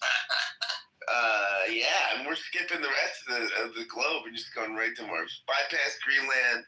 Just go directly to Mars. Do not pass go. That's right. Do not collect $200. And we're going on Trump Intergalactic. That's going to be the exactly. I saw an Instagram video where he was dancing to YMCA with a sword, and cutting the cake, and it was very. That's the funniest thing. It's like the gayest song, and it's so interesting that he loves it. I mean, the ironies are just so. It would be funnier if it didn't have the tinge of the tragic. But I did a Martin Luther King podcast yesterday with Dean Trelier, who's Harold Dean Trelier, who's on the faculty at Howard Divinity School, and he was the dean there. He's been the dean a few other places, which is so funny because his name is Dean Trelier. It's like in the movie Old School, Back to School. Dean Martin, around Dangerfield talks to the dean, played by Warren Beatty, and the dean is named Dean Martin. It's great. But Dean brought something up I never thought of. He said, I said, how are you feeling? MLK Day in Trump's America. And he said, I don't think God causes these evil things. But he brought up Adolf Hitler. And he said, without Adolf Hitler, we probably wouldn't have Dr. King. And I said, what do you mean? He said, Morehouse, because of World War II and the draft, conscription, that so many schools didn't have students, and Morehouse was one of them. And the president at the time just threw open the doors and was being incredibly generous with the admission standards. And he said Martin Luther King was, at that time, he was a pretty ambitious young kid, but was not the strong student, was not the student he became, but wanted to go to Morehouse and maybe would have not gotten in without the war. And he went on to become, of course, a strong student and become the great civil rights leader, of the 20th century. And so he talked about these, the hope amidst tragedy. He talked a lot about King's, what we forget about King. I mean, King's legacy, and just some of the radical nature of King that we smooth off of King, right? Because he's become part of the secular pantheon of saints. So we make him more palatable, and just some of the radical stuff he said about militarism and income inequality. And it's this great quote that Belafonte said that King relayed to him at the end of his life, right before he was killed. He said that my fear is that we're integrating into a burning house. That the immorality, because of the militarism and the income inequality, would just break America. And it's very interesting. So, I mean, that was a great conversation, and it was good for my soul. I mean, it was very, very encouraging, and I learned a lot too, which is always a plus. And now another day, yet another day in Trump's new America. I'm on the dating apps. We'll see if the MAGA women are coming out, and we'll see. I think I'm going to put on my dating profile that I'm learning the dance steps to YMCA and see what kind of hits I get. I mean, maybe I won't get tips from the gals, but from the guys. From the guys, exactly. But it's great to be here, and it was always my compatriots. Keep the faith, keep the fight. Well, thank you, Reverend Scott, and stay warm there. By the way, Jane graciously put the link to the podcast in the chat. So. Oh, good. All right. Yeah, let's go to Jane. I know you wanted to pop up. Go ahead, and then we're going to go to Bruce. Go ahead, Jane. Person, trust me, this is 1 second. Scott, at some point before the room ends, please tell us if Bill Maher is not a libertarian. What is he, and why did you write that? I'll just yeah. I mean, he's not. I mean, he has extolled the virtues of socialism many times in his show over the past few years. I mean, he said, when the right has said, "Oh, we can't have socialism," he'll be like, "What do you call Social Security? What do you call Medicare?" He'll extol stuff. He has been a pro-government guy.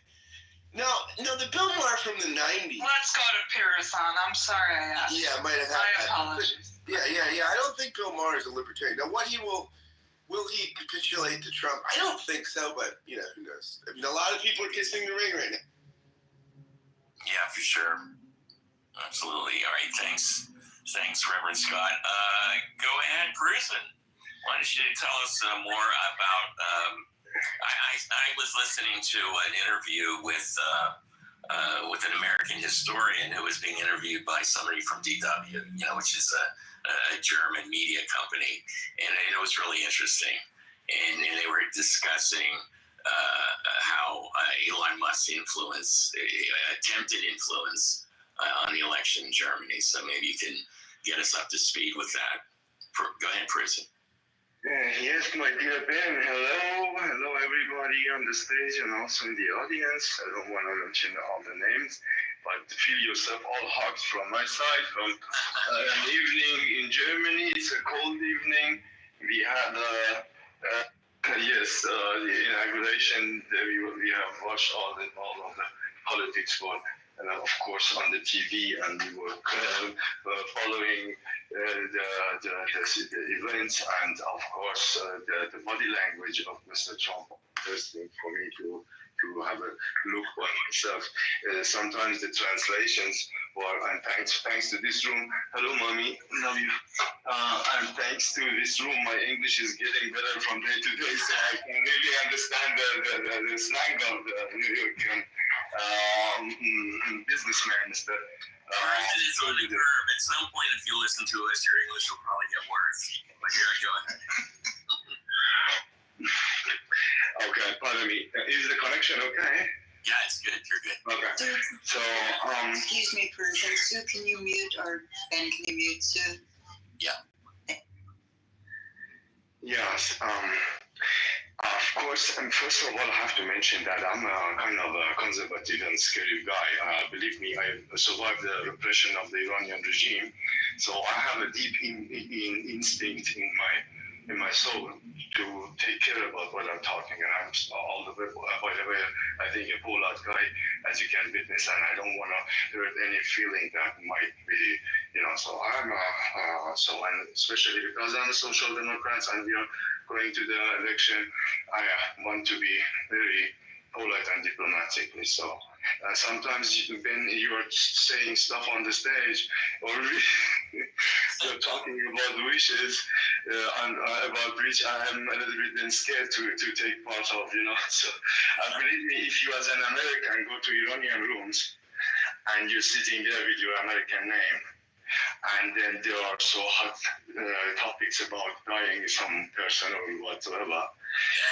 you would get hard time from the Iranians on that, So, so that's why I have to, I have to see the other side. I have to also behave myself as I think that it shall be. So, saying that, and it was very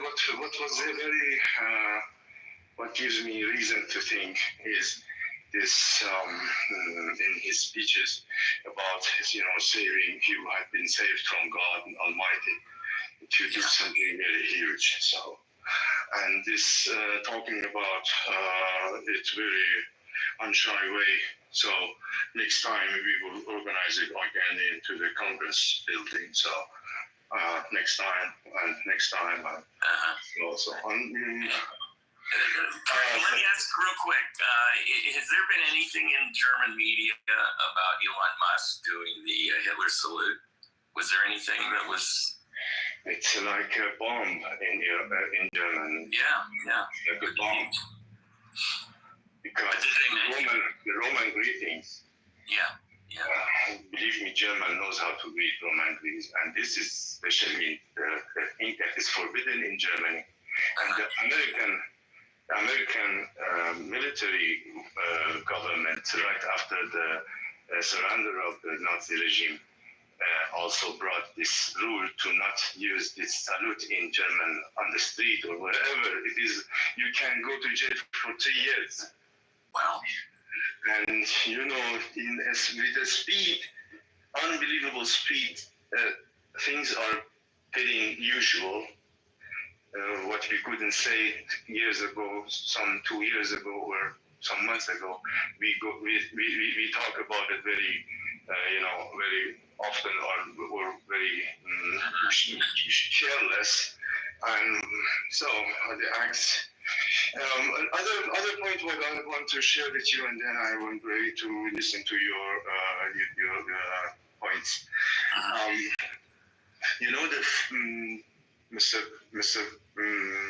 Elon Musk is supporting far-right parties all around Europe now, as we understand. In England, he made the same, and he's somehow encouraging the far right in Europe. But we have to mention that far-right parties have usually support of Russia. They enjoy the support of Russia. For example, Front National, they had their bank and the reserves in Russia. So the ties between the AfD and Russia are very, very deep. And so you turn like this in, and we see also withdrawing from the World Health Organization, withdrawing from the treaties of the environmental and green issues treaties with the European Union. So we will see. For the first day, we witness enough, and what else will come, you will decide, and you will take part. We in Europe, we are going to watch what the American voters and new government in the world for a better world, hopefully. So with that saying, yes, Jane.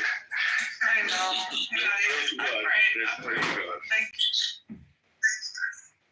Thanks, Bruce, and thanks so much. We really appreciate the update.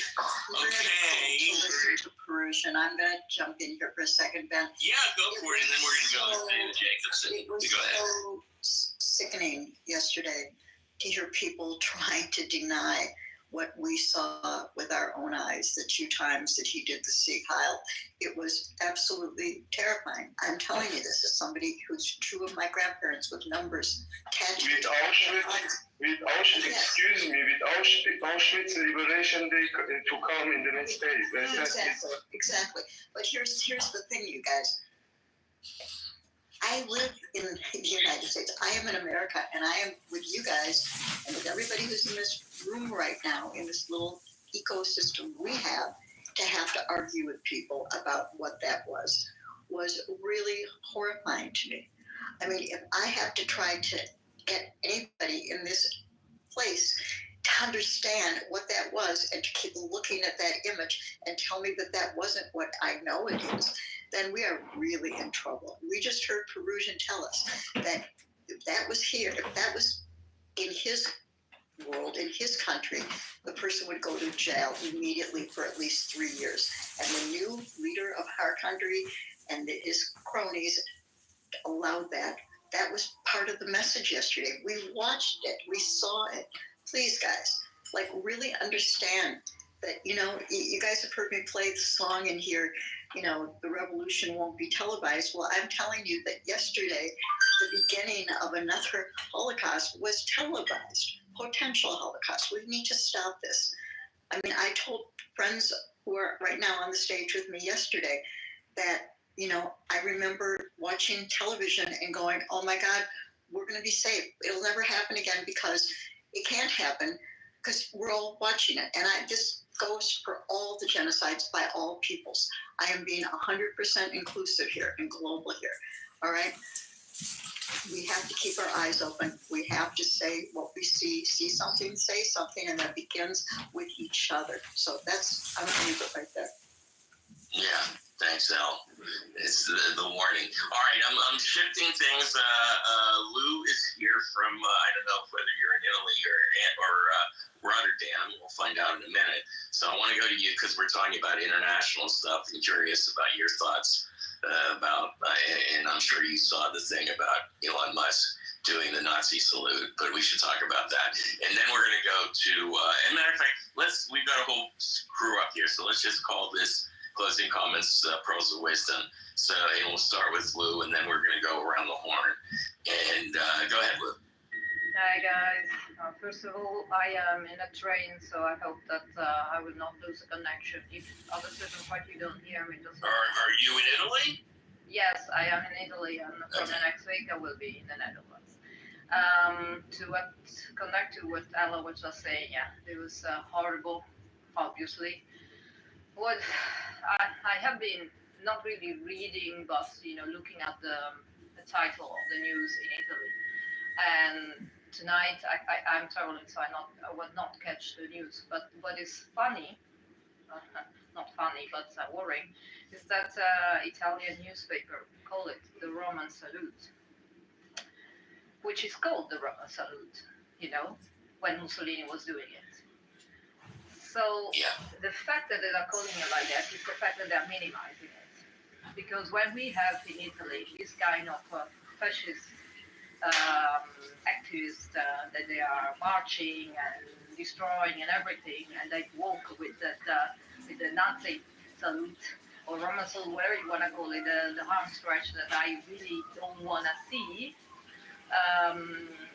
They tend to minimize it. They call it, no, this is nothing to do with Hitler. It's the Roman salute. It was very, very bad and very, very dangerous. What I wanted to say about yesterday, I didn't watch the whole thing, but I just got glimpses of it. I think that Europe has to start fending for itself. We are in a very unpredictable hands now. The only know we can over Trump that is transitional man. So you always do something. Oh, sorry, transaction. Yes, transition. I hope it's transitional, by the way. Really? It will stay. Yes. So that is the only thing we can expect, but it's very unpredictable. So to make a real analysis what is going to happen now, it's impossible. It's worrying because it's far, far worse than when it was in 2016. 2016, he didn't have the allies that he has now. He didn't know what to say. He chose now the right people. We see right away that he choose and value more somebody that he trusts than he has political knowledge, so that he's just with him, that he values much more from the people that surrounding himself. I saw it, so it's exactly what Biden said. It's becoming an oligarchy and autocracy regime.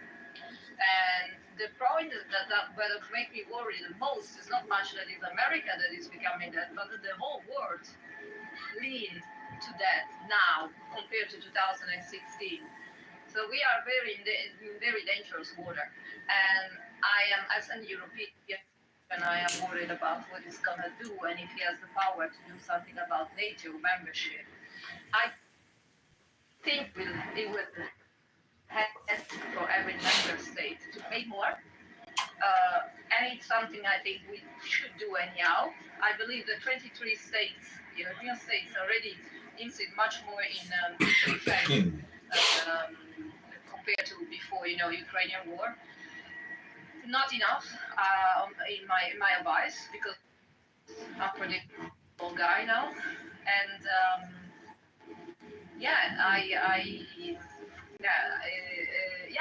the other thing I wanted to say is that did you notice that the only European president was Meloni? That is exactly what I've been saying about this woman from day one. Just a second, guys. Sure. We can get back to you. So, well, it's pretty crazy. It's pretty crazy here. I'm going to have to do an Africa report tomorrow and tell you what's going on here and what I've heard through the grapevine. Anyway, let's go to, where are you, Andrea? Sorry, guys. Do you want to finish and then we'll go to Andrea? Yeah. Sorry. There was the guy who was asking for the ticket because I'm in the train.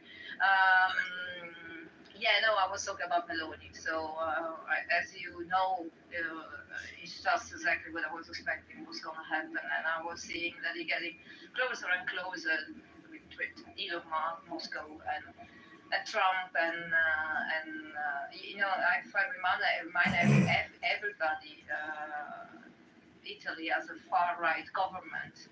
Holland has a far-right government. Soon Germany will have a far-right government. This is not good. It's really not good. What Meloni is doing something. She is worried. She's doing things for herself, but for what it concerns Italy, she's trying to keep the commercial agreement that there are with Italy, because Trump has been saying that we will stop the commercial agreement with Europe, or that Europe will have to pay much higher interest rates, or I don't know whether exactly. So I think that she's pushing on that at least for Italy, because she always talks about Europe, but she doesn't care about Europe. She cares about herself, and that's the end of it. So auto stopping. No, All right, thanks. Doing that. I know I'm interrupting a lot. Sorry, guys. Yes. Yeah, I know I'm interrupting a lot here today, but I just looked at an article saying that that Spain's deputy prime minister is resigning from using X because of Elon Musk's gesture, right? Oh, good. And so I looked at it, and it was from Euronews. And that was the article that I wanted to share with the room. And it talks about Spain's deputy prime minister and labor minister, Yolanda Díaz, said they would remove their accounts. Other countries are starting to remove their accounts. And I tried to share it to the room, and it's Euronews.com, and Facebook will not let me, and Google will not let me. Nobody will let me share this with you. Interesting. Okay. This is I've never seen this happen before. I've been sharing things from this site for a couple of years. Yeah. And I'm suddenly. Can you share it with mail? I'm going to try, yeah. Yeah, try to get it out. That would be great. All right, thanks, Al. All right, we're going to go to David Jacobson and then, Andrea and then David Jacobson. Andrea, go ahead. Closing comment for also with. Well, I'm not sure if it's going to be closing, but hey, everybody. And wow, yesterday was tough. I tried not to watch, but instead do a 1,000-piece puzzle. Unfortunately, I couldn't get to where I was supposed to be this week, down with another flu, but better today. But I'll not feeling well didn't make seeing any part of that any better. And just in solidarity to everyone who saw the same thing in the Elon Musk salute. Killed to the bone is all I can say. I'm interested to see how they try to walk that back. Trump took us out of the Paris Accords, the World Health Organization. It's all predictable, everything he said he would do. Threatening war on Panama and almost essentially, and going after Greenland. It looks like hemispheric hegemony is what he's looking for. But I think this is a time to for sure stay alert. I see the Democrats divided in a camp of how to get along and do business, and kind of resist as much as possible. And I think that is a divide that the party should not fall on, or it more than ever before. We need to be united, and even with people outside of the Democratic Party. And I'll bring it to a close in a minute. I did see, interesting to see right now in Davos, some of the world's. 1 second, sorry, thank you. Okay, I'm here. Okay, thank you. Yeah, I'm here, no problem. Sorry about that. As I was watching the breakdown of this, people reacting real time just after the inauguration at the World Economic Forum in Davos, it was interesting to see no one really coming out with a very strong voice about how this is a potential new world order unfolding in front of our eyes, right? And very strongly so. I think in the end, Ian Bremmer came out and said, I felt like people weren't wanting to say things to upset the new administration because these are professionals and people just, kind of want to move forward. Even my former dean and professor, Graham Allison, who's been around since he watched the Bay of Pigs unfold with Cuba, he was talking about how what's exciting about this time is that it is creating a new world order and everything. And I was sitting there scratching my head. Nothing about the salute, came up on the stage. And they did talk about the rise of the, like in any other world or any other country, we would be calling this a kleptocracy by now. But because it's the United States that wields this incredible military and economic power, we're not saying that as much out loud. Well, some people are. Kara Swisher, and maybe we've said it in this room, from oligarchy to kleptocracy. But for sure, it was just interesting to hear them on their hot takes, because the main takeaway was that some things we know, but that is really an unstable era because we're not exactly sure, other than most likely we'll see tariffs and Trump's trying to put a squeeze on China. So they were really looking at it from the geopolitical angle and really nothing. I want to say this to the American people. It truly is up to us and the people in the country to stay engaged now in a very similar way to when they had underground railroads and everything, I think, because keeping eyes on reality of what is going to go down. The cities have been listed for the deportations, stronger need than ever before to hold on to your community and your loved one tight and find trusted sources of information and know what you can do in these moments. And you can still reach out and tell them not to confirm these people. At a minimum, you can take a small action and contact Congress and write an op-ed. We can still do that. We are not powerless. And so I'll end on that. Good. Thanks, Andrea. Thanks for the catch up. All right, we've got 10 minutes, so let's do this. Let's hit a couple of we haven't really heard from David, so let's go David, and then Francine. Dr. James, Sue, not available. You have, Not available today for me. You are available? No, I'll I'm not. be available. Okay. All right. So I'll get to everybody. Rick, stick around because you can be the caboose, and then we'll be doing this again tomorrow. Kyle has a camera. Yeah. No, that's why I said Sue and Cindy. If you have a closing comment, put your hand up. Come on in. Go ahead, Sue. Okay. Closing comment. Ooh, Sue, were you there? Yeah, I just wanted to say thank you all. I have no closing comments. I'm gonna pass to the next person. Okay, thanks, Sue. Okay, let's go to I forgot what I said. I think David Jacobson. Go ahead, David.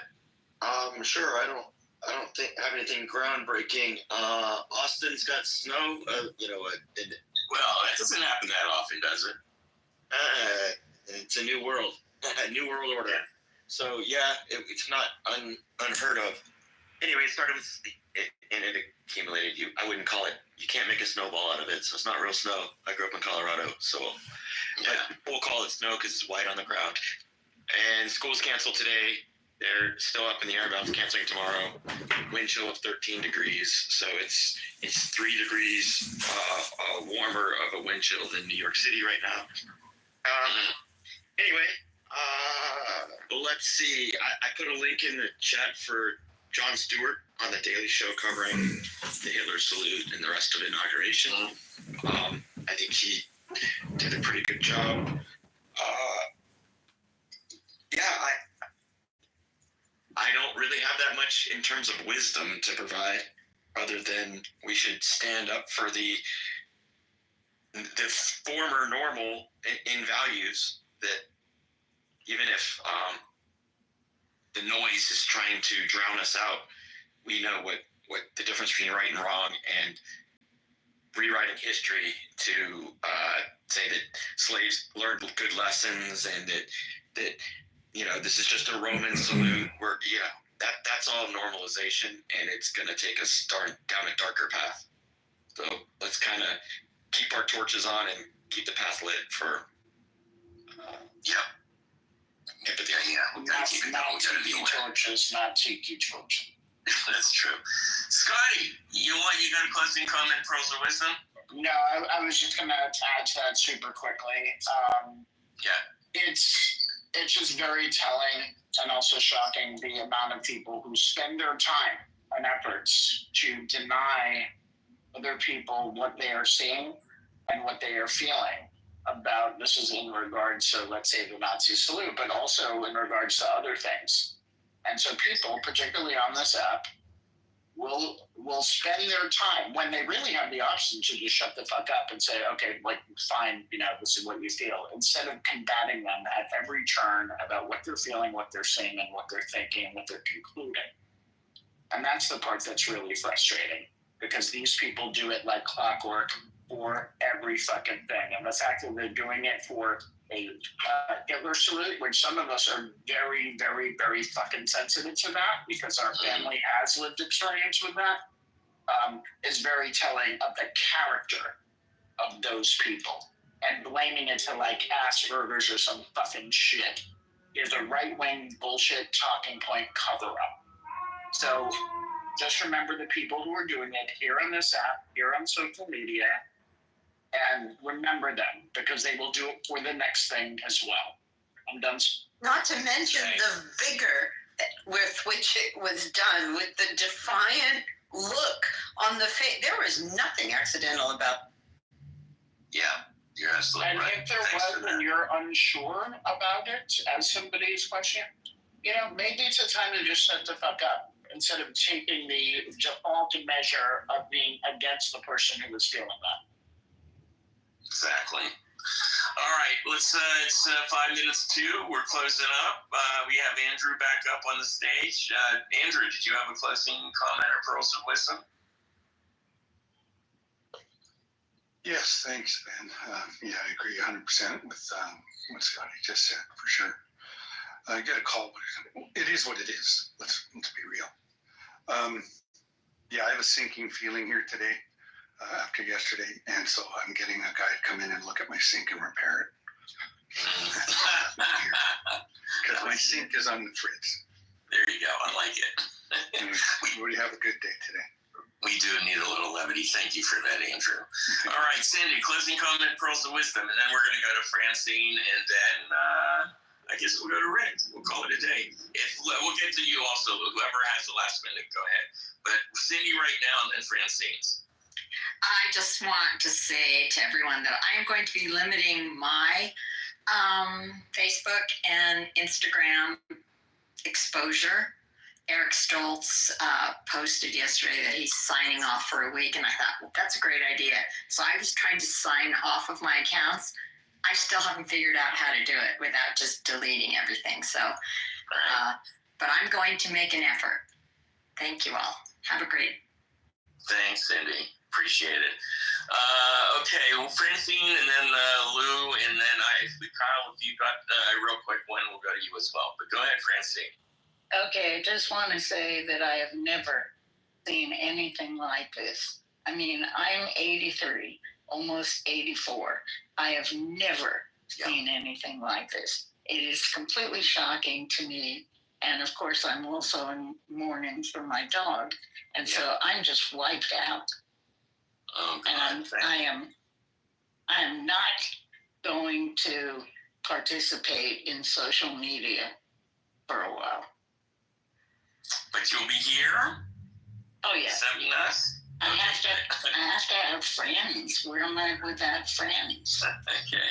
Thanks, Dr. Francine, because we need you too. But we really appreciate it, and we know what you're going through with your wonderful companion dog. I can't even imagine if one of my cats passed away. It would be horrible. All right, Lou, real quick, and then Kyle, if you have a quick one, and then we're gonna do the caboose. So where's Rick? Yeah, first of all, go ahead, Lou. so I have to say sorry, Dr. Francine. It's devastating, and being an animal lover more than a people lover, and I say it proudly, I can only imagine how you're feeling, and so my love goes to you. What I wanted to say was like a funny, bitter note. It was about those two idiots. Trump and Elon Musk dancing on YMCA. I mean, after passing a law about there are only two genders, do this guy know about the song, what it stands for? That's the first thing I thought. That's, it was just, I had to laugh because I couldn't do anything else than laughing, But anyhow, so I didn't laugh. That's it. Yeah, it's pretty crazy. All right, let's do, who did we miss? Kyle, did you have a quick closing comment, pearls of wisdom? Yeah, absolutely. I provided an article from the Atlanticist, or the Atlantist, or the Atlantic Council, the Atlantic Council, the New Atlanticist. This is a really well-renowned think tank, and they're definitely not right or left-wing. And it says the U.S. is right to be concerned about China's influence over the Panama Canal. I hope people look at that and get grounded in reality. I think people are too alone these days, and too much loneliness and individualism makes one think that their opinions matter more than their connection with other people and what is actually happening. So I definitely do not approve of Donald Trump, but it means that when we're looking at these things, to not get caught up in the hype, and also just look at how loneliness is actually impacting the American way of being, is probably impacting people's relationships with one another as well. And it seems to be getting very dysfunctional. That's unhealthy. People interacting with AI for a girlfriend, that's very unhealthy. So maybe just focus on community and building connections, and this is the same thing with the local politics sort of thing. Don't be alone on your phones bitching about politics. Maybe go out and have some fun and harmony with other. Thanks, Kyle. Appreciate it. All right, but we're going to go to Rick, but just last minute. Elle, did you have any closing comment? And then we're going to go to Rick. Oh, I don't know, Ben. I got a notice from the ADL yesterday in response to the Nazi salute, which is what it was. And to see them deny it was really terrible for me. It was really horrifying to see the Jewish institutions who are acting out of fear, xenophobia, the whole thing. I get it. I've been my people for 70 years, and I still love being Jewish,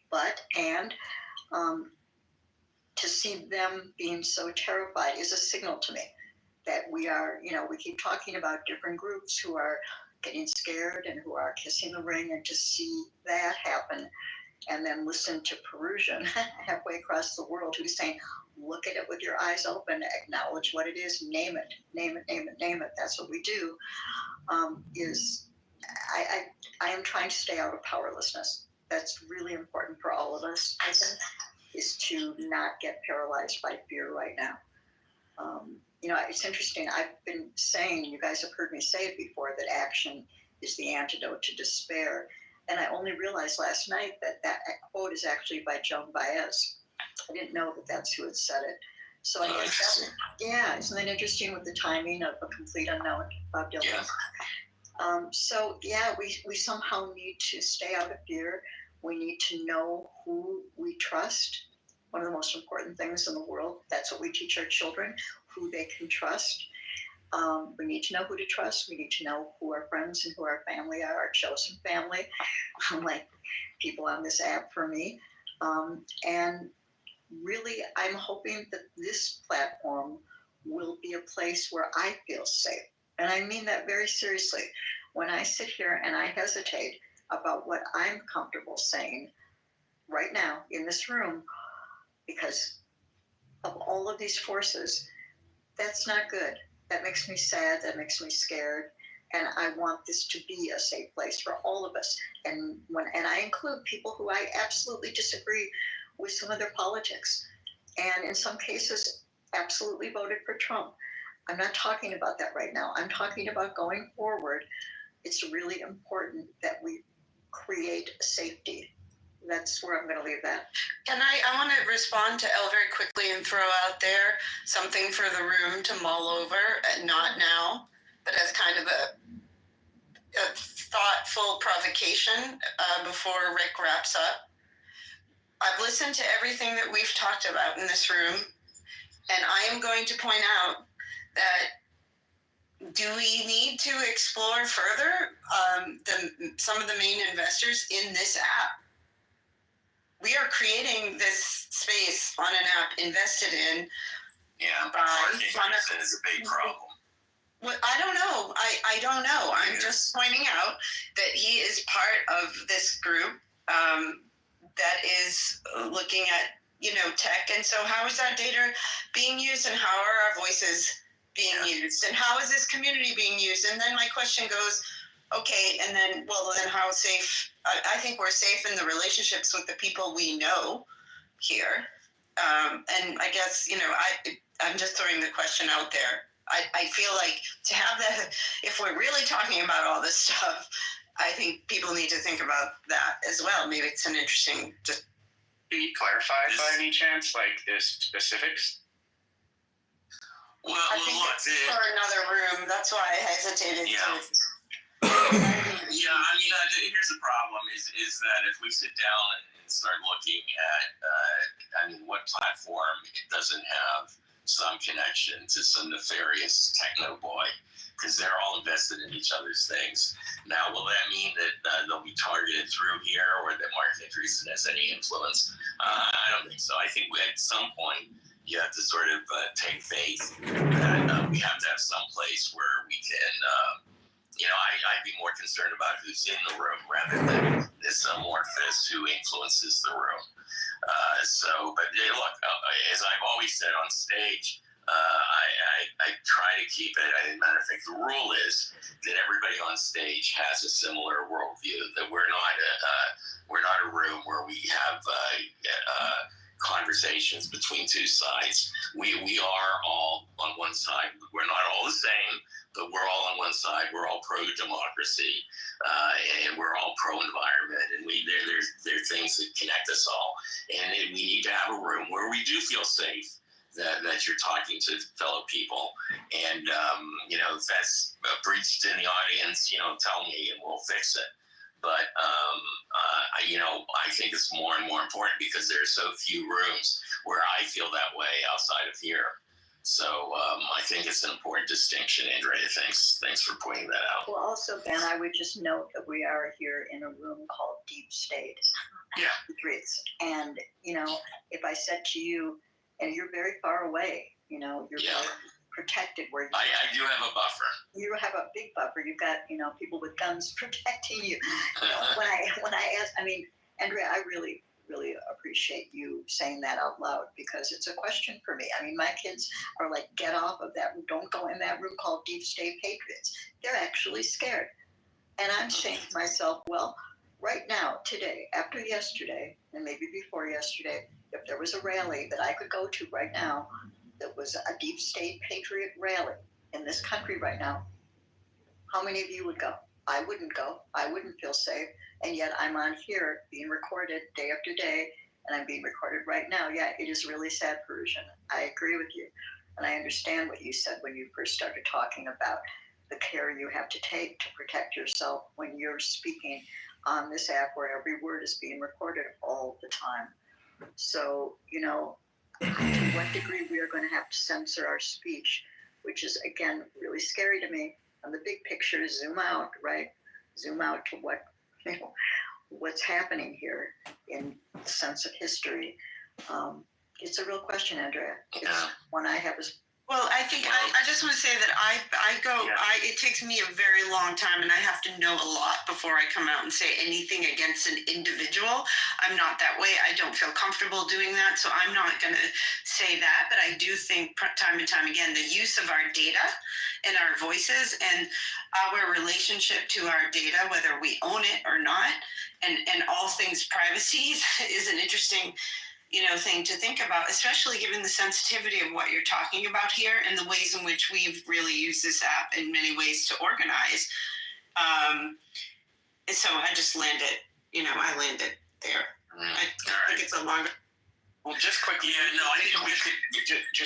Think of it. Bill Clinton, to get his second term, after he won, he ended up putting up focus groups on top of an office building, calling swing voters, constantly asking how they feel. Just think about the capacity of this app for people at the top to gain sentiment analysis from swing voters on the app. It is actually. I would imagine that people who are smart would use it both sides of the aisle, but that's just intelligent people will do. That's true, but then well, we could definitely go down a rabbit hole here, because then you just need to know that, who are you listening to? Are they being genuine? I think I see a lot of groups actually going off platforms like this and being in encrypted, and having private Zooms where they're having organizing, and it's really through a lot of knowledge and relations that they're getting on there. But, I have thought of this as a public town hall space where maybe you have to discount a certain percentage of what's said. But anyway, I just think that the more serious groups I know are doing these more closed meetings, but because they want to avoid all the information. They want to be working with people towards the same end and avoid having some of that information getting out there. But I do think that it could be, I've often thought, it's like a public town hall in here, though I have disagreed somewhat with people who have said that the app reflects the reality of the world and real life. I'm not so sure it does, because most people don't have the opportunity or the time to be on here. So I'm not exactly sure that it really is a reflection, but I think it has a lot. I do think it has a lot of potential. I've definitely enjoyed using it. I'm just saying, let's be real about what we're talking. No, look, we have to evaluate what's going on and see how it affects us. And it's for the name. Look, the name is because I have a URL that I've had for 4 years called Deep State Patriots, which was intended to be a sort of a sarcastic group of flash mobs. That was the original intention. And, so I think that at this point, anybody who calls them Deep State Patriots, they would understand the sort of tongue-in-cheek nature of it. But with that said, we have to keep on top of it, like y'all mentioned. All right, let's go to, we can do this more tomorrow, so let's go to Rick. Rick, you got the caboose. Mr. Sanchez. Ricardo from Oxnard, are you there? Oh. We may have lost our caboose. I don't know if he left or not, so why don't we go to, Scotty, can you do the caboose? Or yeah, go ahead. Oh, Rick's back. Yeah. Rick, go ahead. I don't. My phone was in my pocket, and I was doing pull-ups. And how masculine of you. Yeah. So, a lot of us, including myself, we really take a big look at the extremes. Where really almost everything exists in the gray. And, if you think about the word hypocrisy, and then think about how you interpret that word, how does that make you feel, hypocrisy? And if somebody was going to call you a hypocrite, how would it make you feel? Well, I think that it's time that we all start looking at ourselves and find out how far do we rationalize our own hypocrisy. And we've all got it. You can't deny that we are all hypocrites. Even the best of us are hypocrites. We will rally about a country or a company or a device, but we will still use it. And we will use devices made in that country and allow them to profit from it. Social media is a great example of that. Social media is just an amplification tool. It's a marketing tool. You're marketing a business, you're marketing yourself, you're marketing an idea. The platform you are marketing on could go out of business at any time. So don't become dependent on them. Don't become dependent on technology. It's changing all the time. As far as things like, I felt I was a hypocrite by staying on Twitter when Musk bought it. I said, but I know people there. I have people there. I get useful information from there. That's all true. But it's enabling and empowering one of the worst humans on the planet. And we can rationalize it. Well, I'm just one person. What can I do? Well, you're one person. You can take that first step. I'm thinking about doing the same thing with Facebook. And, it's really kind of the platform that I've used for a long time. So I know a lot of people, a lot of those music people are on it. But when I look at my friends list, and then I look at people that I really communicate with, I have their contact information. People that I could depend on, I have their contact information, or I can get it. News, I go to the source. Go to the source for your news. Don't go to an aggregator. Aggregators are convenient, but you really have to narrow down the ones you trust. And, I'm thinking about getting off of Facebook because I can call the people on Facebook that I know. I can write them a thing saying, listen, I'm going to be leaving. This is my contact information. Let's stay in touch. Let's be more human and not depend on a tool to make us whole. And that's all it is. These things are tools. So, we have to ask ourselves two things. Do we want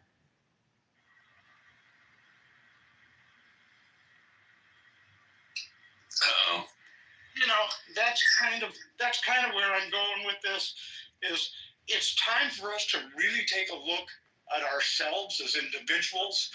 What are we willing to rationalize for convenience or for entertainment?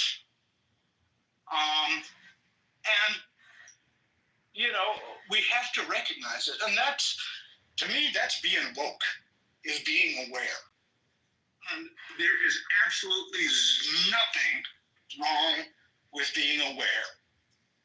And don't let anybody tell you there is. Yep, you're at a good point, Rick. I mean, we need to regain the language. There is, woke is actually good. Woke is us. Woke is being culturally aware and racially sensitive. That's what it means. If you're anti-woke, you're anti-race.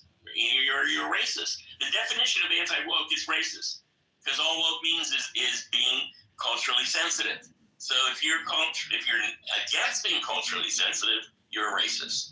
And we should re-own that. It's such bullshit. I hate that when I hear that, as you all know. Andrea, do you want to say something before we close? I think this is for a larger conversation later. I'm just saying that the other flip side of what I brought up, because I just felt like I had to say it, was that also then you can't, when you abandon, given the influence of these platforms, then if this voice or this viewpoint is not heard and not out there and not available, whether or not we attract people across the spectrum, it's also important to maybe not cede the space. I feel like someone, like Crazy Aaron, who keeps going into all these rooms, or I feel like the point is that when you disengage, that's also potentially dangerous. Like, I still haven't left X. I don't really tweet anymore, or whatever it's called now. But I'm still there. I'm also on Blue Sky, and I would rather kind of build a following there and have my peeps from here. I'm just saying it's also important for the alternative viewpoint to be available and on these platforms as well, given the disproportionate impact of, far right media versus what there exists for the other side. And you know that I come down on the fact that I do like fact-based stuff. I don't like the propaganda. I do think the middle-of-the-road reporting from The Economist is something we desperately need and need more of. But there is an imbalance in the media and the social media presence and platforms, and a desperate need to invest more in that. Good point. Yeah, and it is. We need to talk more about it because it's crazy. Anyway, we made it through day number 2 of the dictatorship. We'll be back tomorrow, same time, same station. We love you guys. Everybody down below. Anybody who is new, like Dr. Goddess down below, we welcome you to come back and join the community and to turn that ticket into. Don't be afraid to become a member of the deep state. They think you are anyway, so you might as well do it officially. Anyway, with that, we're going to do the closing song, and then we'll see you tomorrow. Oops, where is it?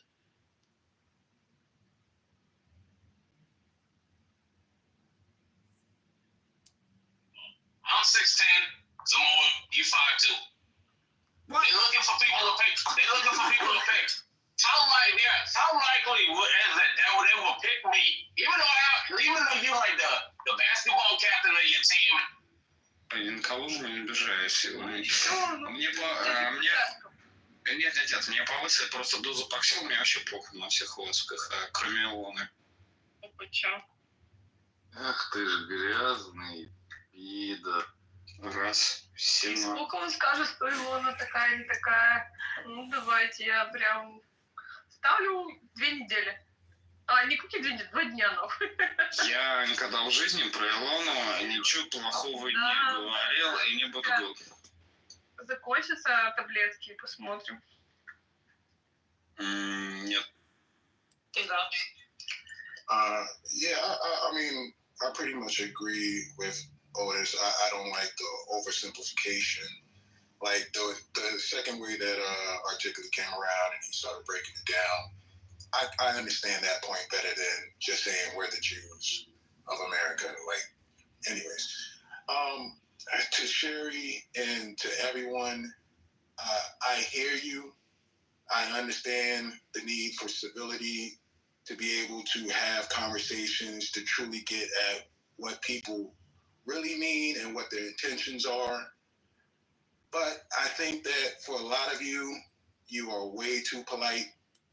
It gets to a certain point where you're talking to people and they're showing their hand. And for Black people to always have excuses, to always find ways to not see what is really happening when talking about white supremacists, I don't know what else we're supposed to fucking call it. These people are coons. We hear it over and over again. They always find ways to kind of like undercut, what should be the Black political position, and they always find ways to defend the white position. So I don't know how many more conversations are we supposed to have where we just pretend like we don't see someone playing dumb, and we just have to sit there and talk to them like they're fucking children and try to make the dots connect for them when the dots really aren't connecting. But I think we got to stop that. Like, enough is enough. That's all I got. Oh, it's not about civility. It's about, when did I say the CEO was right? I never said that. I mean, people show you who they are all the time. Just let him talk long enough, and then, and then before he left, I pointed out, because I'm not arguing with him, that I was right, and he has a difficult time saying that he is